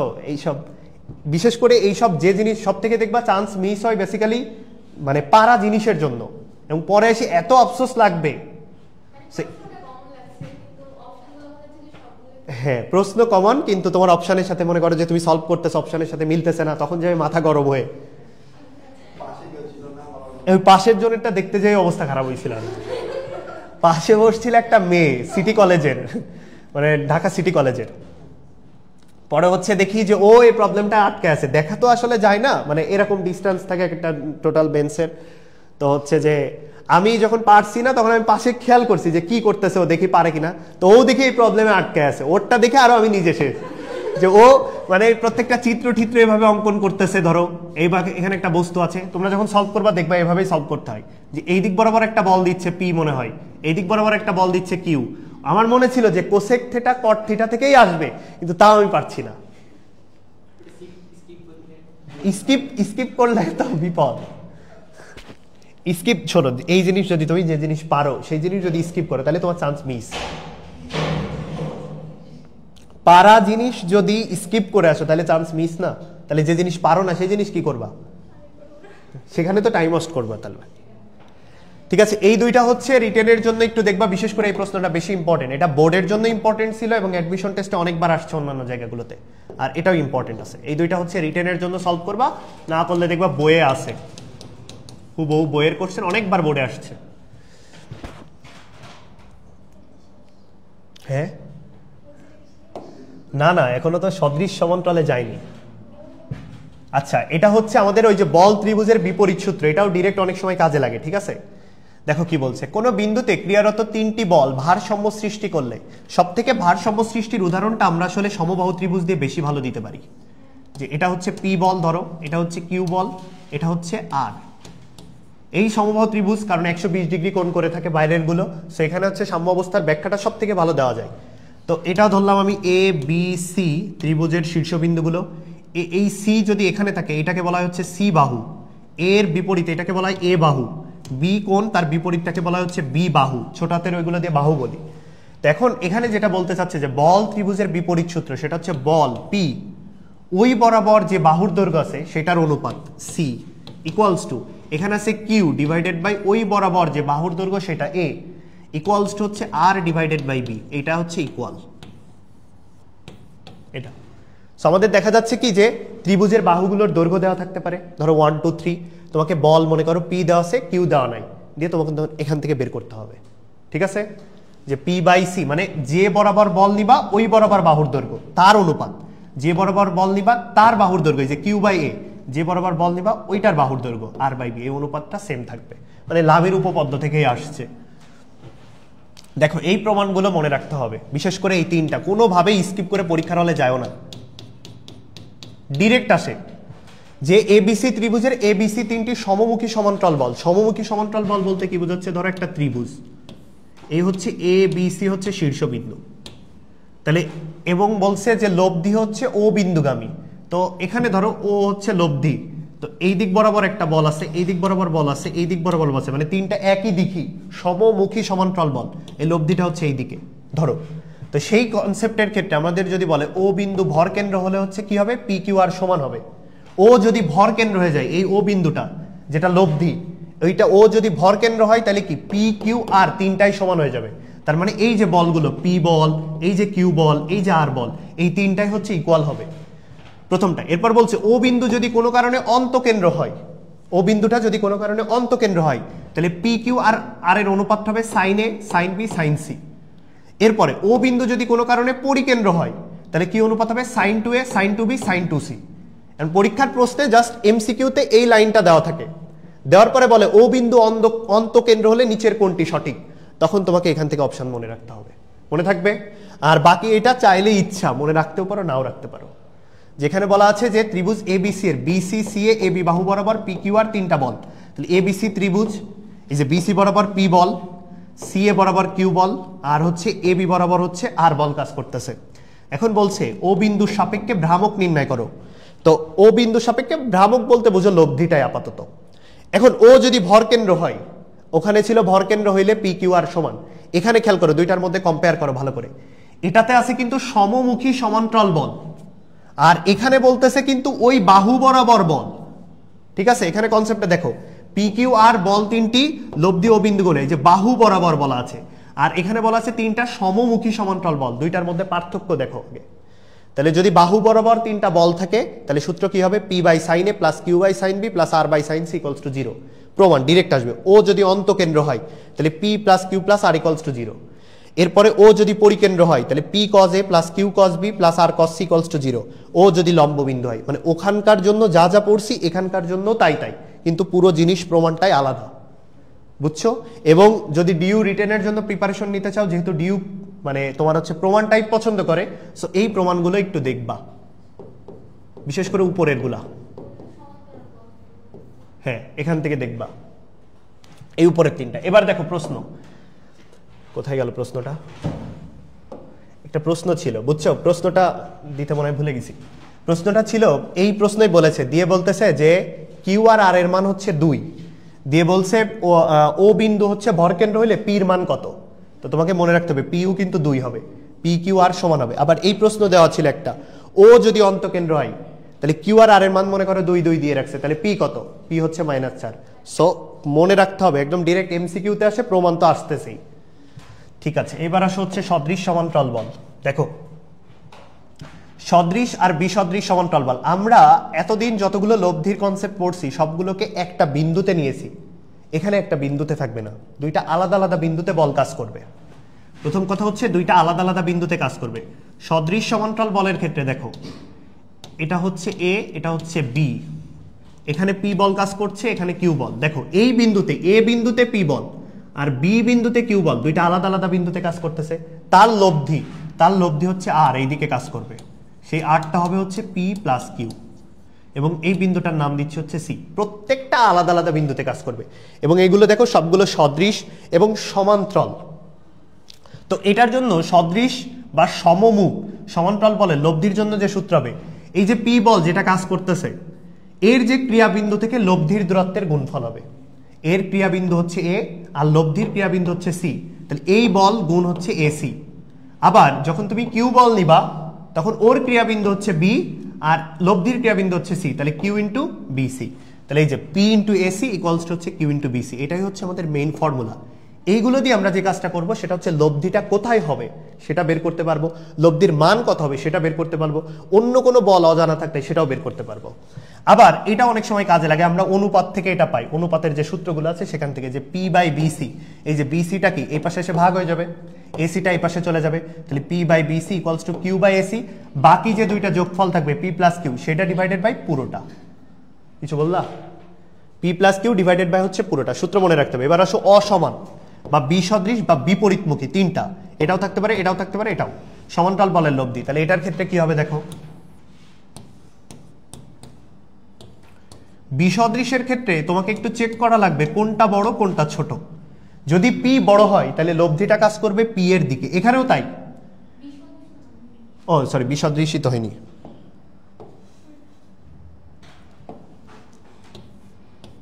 এদিকে দিলাম কিউ। দেখো এবার হচ্ছে বিসদৃশ হয়েছে, কিন্তু দেখো সমান্তরাল, এই রেখা আর এই রেখা কিন্তু সমান্তরালে আছে। তাহলে বিসদৃশ সমান্তরাল, এখানে দেখো এইটাতে যদি পি বড় হতো কিউ ছোট হতো, এই লব্ধিটা কিন্তু পি এর দিকে হবে। ঠিক আছে, এখানেও তাই, পি কিউ, এখানে পি বড় কিউ ছোট, তাহলে লব্ধিটা হবে পি এর দিকে, এবং পি যেদিকে আছে সেই দিকে, তাহলে এটা হবে হচ্ছে পি মাইনাস কিউ।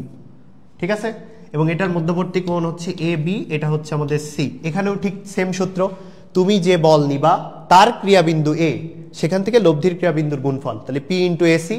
আবার তুমি যখন কিউ নিবা তার ক্রিয়াবিন্দু হচ্ছে বি, সে বি থেকে সি এর দূরত্ব কিউ ইন্টু বিসি। এই যেখানে লেখা আছে P into AC Q into BC. তাহলে এক্ষেত্রে যেমন লিখছিলাম পি বাই বিসি, তুমি যখন পি নিচ্ছ তখন অনুপাত হিসেবে যাচ্ছে বিসি, তাহলে পি বাই বিসি। তুমি যখন কিউ নিচ্ছ তখন অনুপাত হিসেবে যাচ্ছে এটা কিউ বাই এসি। তুমি যখন পি প্লাস কিউ নিচ্ছ পুরোটা যাচ্ছে, এখানেও তাই। তুমি যখন পি নিচ্ছ, এই যে পি যখন নিবা তখন যাবে বিপরীতটা, তখন হচ্ছে কি এই যে বিসিটা বিসি, যখন কিউ নিবা তখন আসবে এসিটা এসিটা। পি মাইনাস কিউ নিলে আসবে কি এ বিটা, মনে থাকবে? স্থিতিবিদ্যার অনেকগুলোই দিয়েছি তোমাদের প্র্যাকটিসের জন্য, প্র্যাকটিস করেও কাজে লাগবে। এ বি বিন্দুগামী, এটা হচ্ছে বি। কি বলছে দেখো, এ ও বি বিন্দুতে ক্রিয়াশীল দুইটি বিপরীতমুখী সমান্তরাল বলের মান ও দিক নিচের চিত্রের মাধ্যমে দেখানো হলো।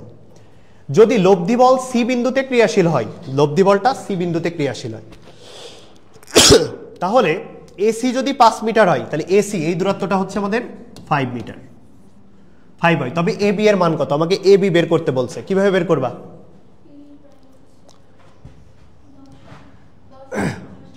কত আসছে? 10। পারছো সবাই?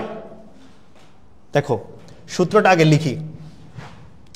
তোমার এইটা হচ্ছে আমাদের একটা বল, আর এটা একটা বল। দাঁড়াও আগে মেইনটা দিয়ে যাই। এটা একটা বল, ওইটা একটা বল। তাহলে ওই বল 45, যখন নিব 45 বলটা, তখন তার ক্রিয়াবিন্দু কত? এ। লব্ধির ক্রিয়াবিন্দু কত? সি। তাহলে 45 ইন্টু এসি ইকুয়াল।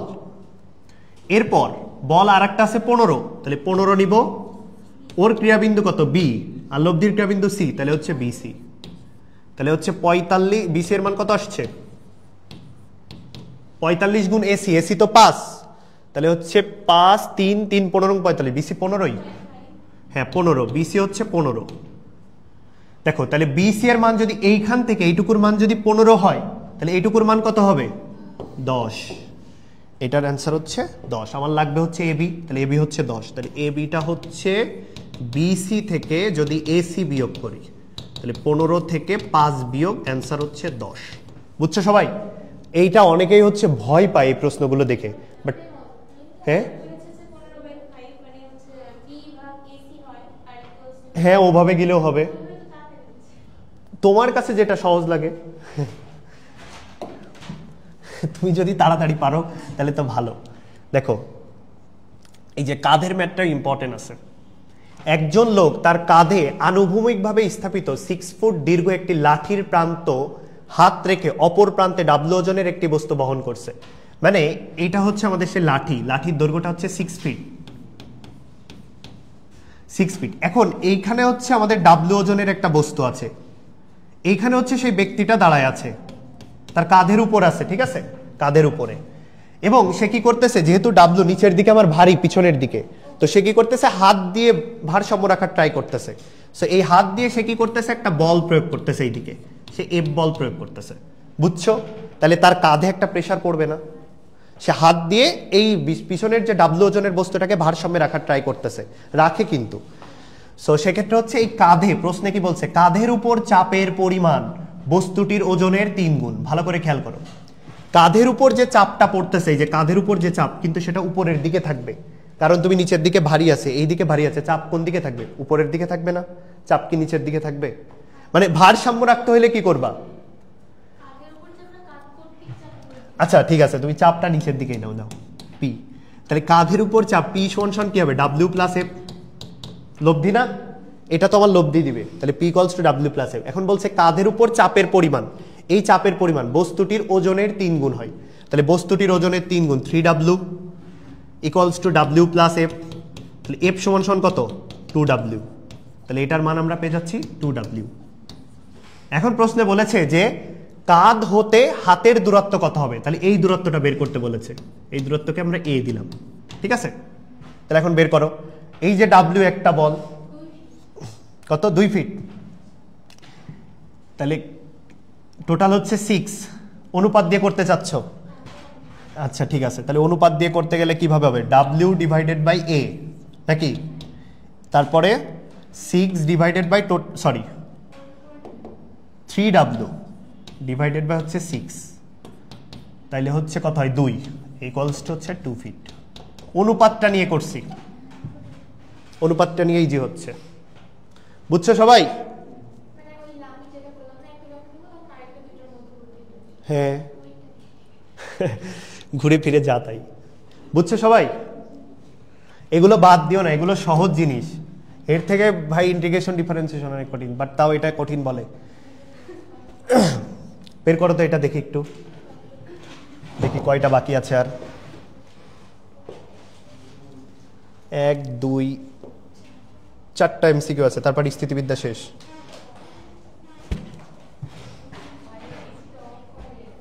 হ্যাঁ, এসি অফ করবো কি করে? আমার কাছে রিমোট আছে।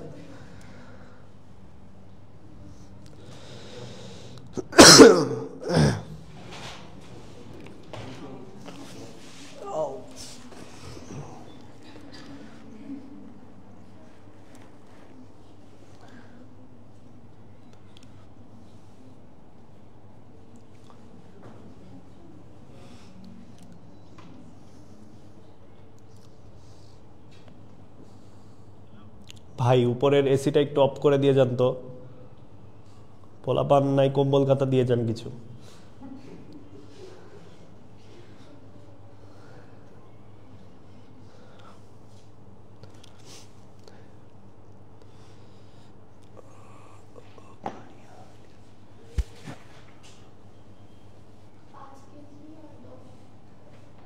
পাঁচ কেজি আর 10 কেজি টোটাল হচ্ছে 30।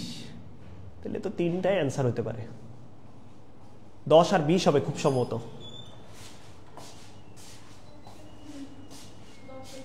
10 আর 20, ওকে, সলভ করা যাবে।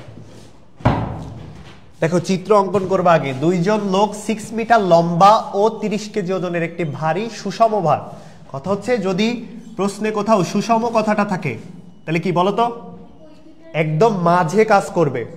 ঠিক আছে, সুষম কথাটা যদি থাকে, এর যে ভার কেন্দ্র বলো বা লব্ধি বলো, সেই জিনিসটা একদম ডিরেক্ট মাঝে কাজ করবে। তো খাতায় লিখে রাখবে সুষম, এই যে ভারী সুষম ভার, ভার ভার হবে খুব সম্ভবত, সুষম ভার বহন করে। সুষম ভার হইলে একদম ডিরেক্ট মাঝে কাজ করবে কিন্তু। ঠিক আছে, তাহলে মাঝে যদি কাজ করে তাহলে এর পুরোটা ভার কেন্দ্র মাঝে কাজ করতেছে। একজন বারটির এক প্রান্ত থেকে 1 মিটার, তাহলে একজন ব্যক্তি বারটির এক প্রান্ত থেকে হচ্ছে 1 মিটার, এইখানটাতে এটা হচ্ছে 1 মিটার। তাহলে মাঝে বলতে আমরা আসলে কি বুঝলাম, টোটাল ছিল 6 মিটার না, তাহলে মাঝে বলতে হচ্ছে টোটাল হচ্ছে এটা 3 মিটার, 3 মিটার, আর এটা হচ্ছে পুরোটা 3 মিটার। তাহলে এইটুকু হচ্ছে আমাদের 2 মিটার। এখন বলছে অন্যজন অপর প্রান্ত থেকে 2 মিটার দূরত্বে, তাহলে এখান থেকে 2 মিটার দূরত্বে, তাহলে এইটুকু হচ্ছে আমাদের 2 মিটার। 2 মিটার দিয়ে তারা হচ্ছে ভারসাম্য রাখার চেষ্টা করতেছে জিনিসটাকে, ওই সুষম ভারটাকে। এখন বলছে তাদের প্রত্যেকের কত ওজন বহন করবে। তো এইদিকে একজন ব্যক্তি ওজন বহন করবে পি, এইদিকে একজন ব্যক্তি ওজন বহন করবে কিউ। এই পুরোটার ওজন কত ছিল? 30 কেজি। তাহলে প্রথম তোমার চিন্তা ভাবনা হবে আগে যেটা, সেটা হচ্ছে পি আর কিউ এর যোগফলটা হবে 30। এটা হচ্ছে ভার্সিটি একজন স্টুডেন্টের এটাই প্রথম দায়িত্ব যে এই দুইটার যোগফল হচ্ছে 30। অপশন এবার টেস্ট, যে অপশন টেস্ট করে দেখবো দুইটার যোগফল 30 কোথায় আছে, এখন সব জায়গায় আছে, তাহলে তো বিপদ। এটা অনেক সময় থাকবে না কিন্তু পরীক্ষাতে। তো দুইটার যোগফল 30, এখানেও আছে, এখানেও আছে, এখানেও আছে। একটা আর একটা দ্বিগুণ হবে দূরত্ব থেকে, তাও হবে, কনসেপ্ট জানলেই হচ্ছে, সমস্যা নেই। এখন দেখো তাহলে এইটা হচ্ছে আমাদের 2 মিটার আর এইটুকু হচ্ছে আমাদের 1 মিটার। তাহলে দেখো বল হচ্ছে আমরা নিব কিউ ইন্টু হচ্ছে দূরত্ব হচ্ছে 2, লব্ধির ক্রিয়াবিন্দু এর বিন্দু থেকে লব্ধির ক্রিয়াবিন্দুর দূরত্ব ইকুয়ালস টু, আবারও পি বল নিব ইন্টু এর ক্রিয়াবিন্দু থেকে লব্ধির ক্রিয়াবিন্দুর দূরত্ব হচ্ছে 1। তাহলে এই যে পি সমান সমান হচ্ছে 2q। তাহলে একটা আর একটা দ্বিগুণ, একটা যদি 10 হয় আর একটা হবে 20 কেজি। বুঝছো? বুঝছিস আনিকা? তাকাই থাকতেছিস হা হয়ে। বলো এটার অ্যান্সার কি?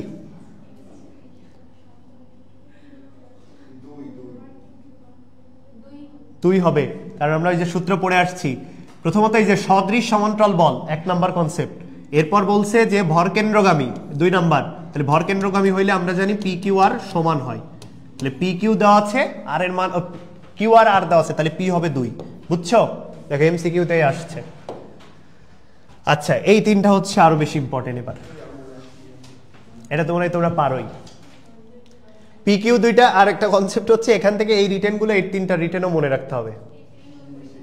ঠিক আছে, এই তিনটাও প্রমাণ যেহেতু, সো আসতে পারে। আর এই প্রমাণগুলো আসলে দ্বন্দ্বের ভ্রামক, বা তোমরা যে টর্ক পড়ছো না, টর্ক দিয়ে কিন্তু ইজিলি করা যায়। সো এটা আর এখন শিখাবো না তোমাদের। সো মনে রাখো পি এবং কিউ দুইটি সমান্তরাল সমমুখী বল হলে পি এর ক্রিয়ারেখা সমান্তরাল রেখা তার ক্রিয়াবিন্দুকে এক্স দূরত্বে সরালে লব্ধি এতটুকু দূরত্বে সরে যায়। মানে কি বলছে, পি আর কিউ দুইটা সমান্তরাল সমমুখী বল, পি এর যে ক্রিয়ারেখার সমান্তরাল রেখে, মানে এই হচ্ছে আমার পি আর কিউ, লব্ধিটা এখানে আছে আর মনে করো পিটা বড়, এখন পি কে সমান্তরাল রেখে তুমি এক্স পরিমাণ দূরত্ব সরাচ্ছ, এক্স পরিমাণ দূরত্ব সরাইলে তাহলে নতুন পি এখানে রাখতেছো, তাহলে নতুন পি যদি এখানে রাখো তাহলে লব্ধিও কিছুটা সরে যাবে না? তাহলে লব্ধি কতটুকু সরে যাবে? সেই সরে যাওয়ার মান হচ্ছে পি এক্স ডিভাইডেড বাই হচ্ছে P plus Q, P X divided by P plus Q পরিমাণ লব্ধি সরে যাবে। মানে এই যে দূরত্বটুকু এখান থেকে যে এখানে যাচ্ছে এই দূরত্ব লব্ধি ডি এতটুকু সরে যাবে। শুধুমাত্র কাকে সরাচ্ছ? পি কে সরাচ্ছ, মনে রাখবা। 2 নাম্বার কথা, পি কিউ দুইটি সমান্তরাল সমমুখী বল পরস্পর অবস্থান বিনিময়, মানে পি যাবে কিউ এর জায়গায়, কিউ আসবে পি এর জায়গায়, তাহলেও কি লব্ধি সরে যাবে না? সরে যাবে, কারণ পি যদি বড় হয় পি এর দিকে একবার থাকবে, আবার যদি কিউ এই পাশে আসে আবার পি যদি ওই পাশে যায় তাহলে লব্ধি আবার ওই দিকে সরে যাবে। এই জন্য কতটুকু সরে যাবে? P minus Q divided by হচ্ছে P plus Q into d, d q. আচ্ছা, ডি হচ্ছে পি এবং কিউ এর ক্রিয়া রেখার দূরত্ব, মানে দুইটার মধ্যবর্তী দূরত্ব। পি ও কিউ দুইটি সমান্তরাল সমমুখী বল হলে এ ও বি তে ক্রিয়ারত এবং এদের পরিমাণ এক্স একক করে বাড়ালে, মানে পি কেও তুমি এক্স পরিমাণ বৃদ্ধি করছো, কিউ কেও তুমি এক্স পরিমাণ বৃদ্ধি করছো, সেক্ষেত্রে লব্ধি কতটুকু দূরত্বে সরে যাবে? X divided by P plus Q into হচ্ছে এবি, এবি হচ্ছে তাদের মধ্যবর্তী দূরত্ব। দেখো এমসিকিউ। 12 এবং 8 মানে দুইটা সমমুখী সমান্তরাল বল যথাক্রমে কোনো অনড় বস্তুর, মানে স্থির অনড় বস্তুর এ ও বি বিন্দুতে ক্রিয়ারত আছে, তাদের অবস্থান বিনিময়, অবস্থান বিনিময় করলে লব্ধির সূত্রটা কি?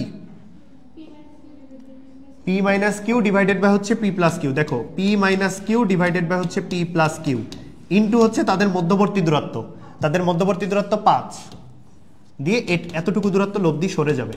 পারবা না এগুলা? ঠিক আছে, ওকে। পরেরটা 8 এবং 6 একক মানে দুইটা সমমুখী সমান্তরাল বল 21 একক দৈর্ঘ্যের একটি অনড় বস্তুর উপর ক্রিয়ারত, বলদ্বয় অবস্থান বিনিময় করলে, আবারও সেম কনসেপ্ট। তাহলে 21 একক দৈর্ঘ্যের দূরত্ব এখন হচ্ছে 21, তাহলে আমাদের হচ্ছে 8 minus 6 divided by 8 plus 6 into হচ্ছে 21 ইকুয়ালস টু হচ্ছে লব্ধি কতটুকু সরে যাবে? পারবা? ঠিক আছে, ওকে। সমতলে বস্তু কণার গতি 5 মিনিট পরে শুরু করি।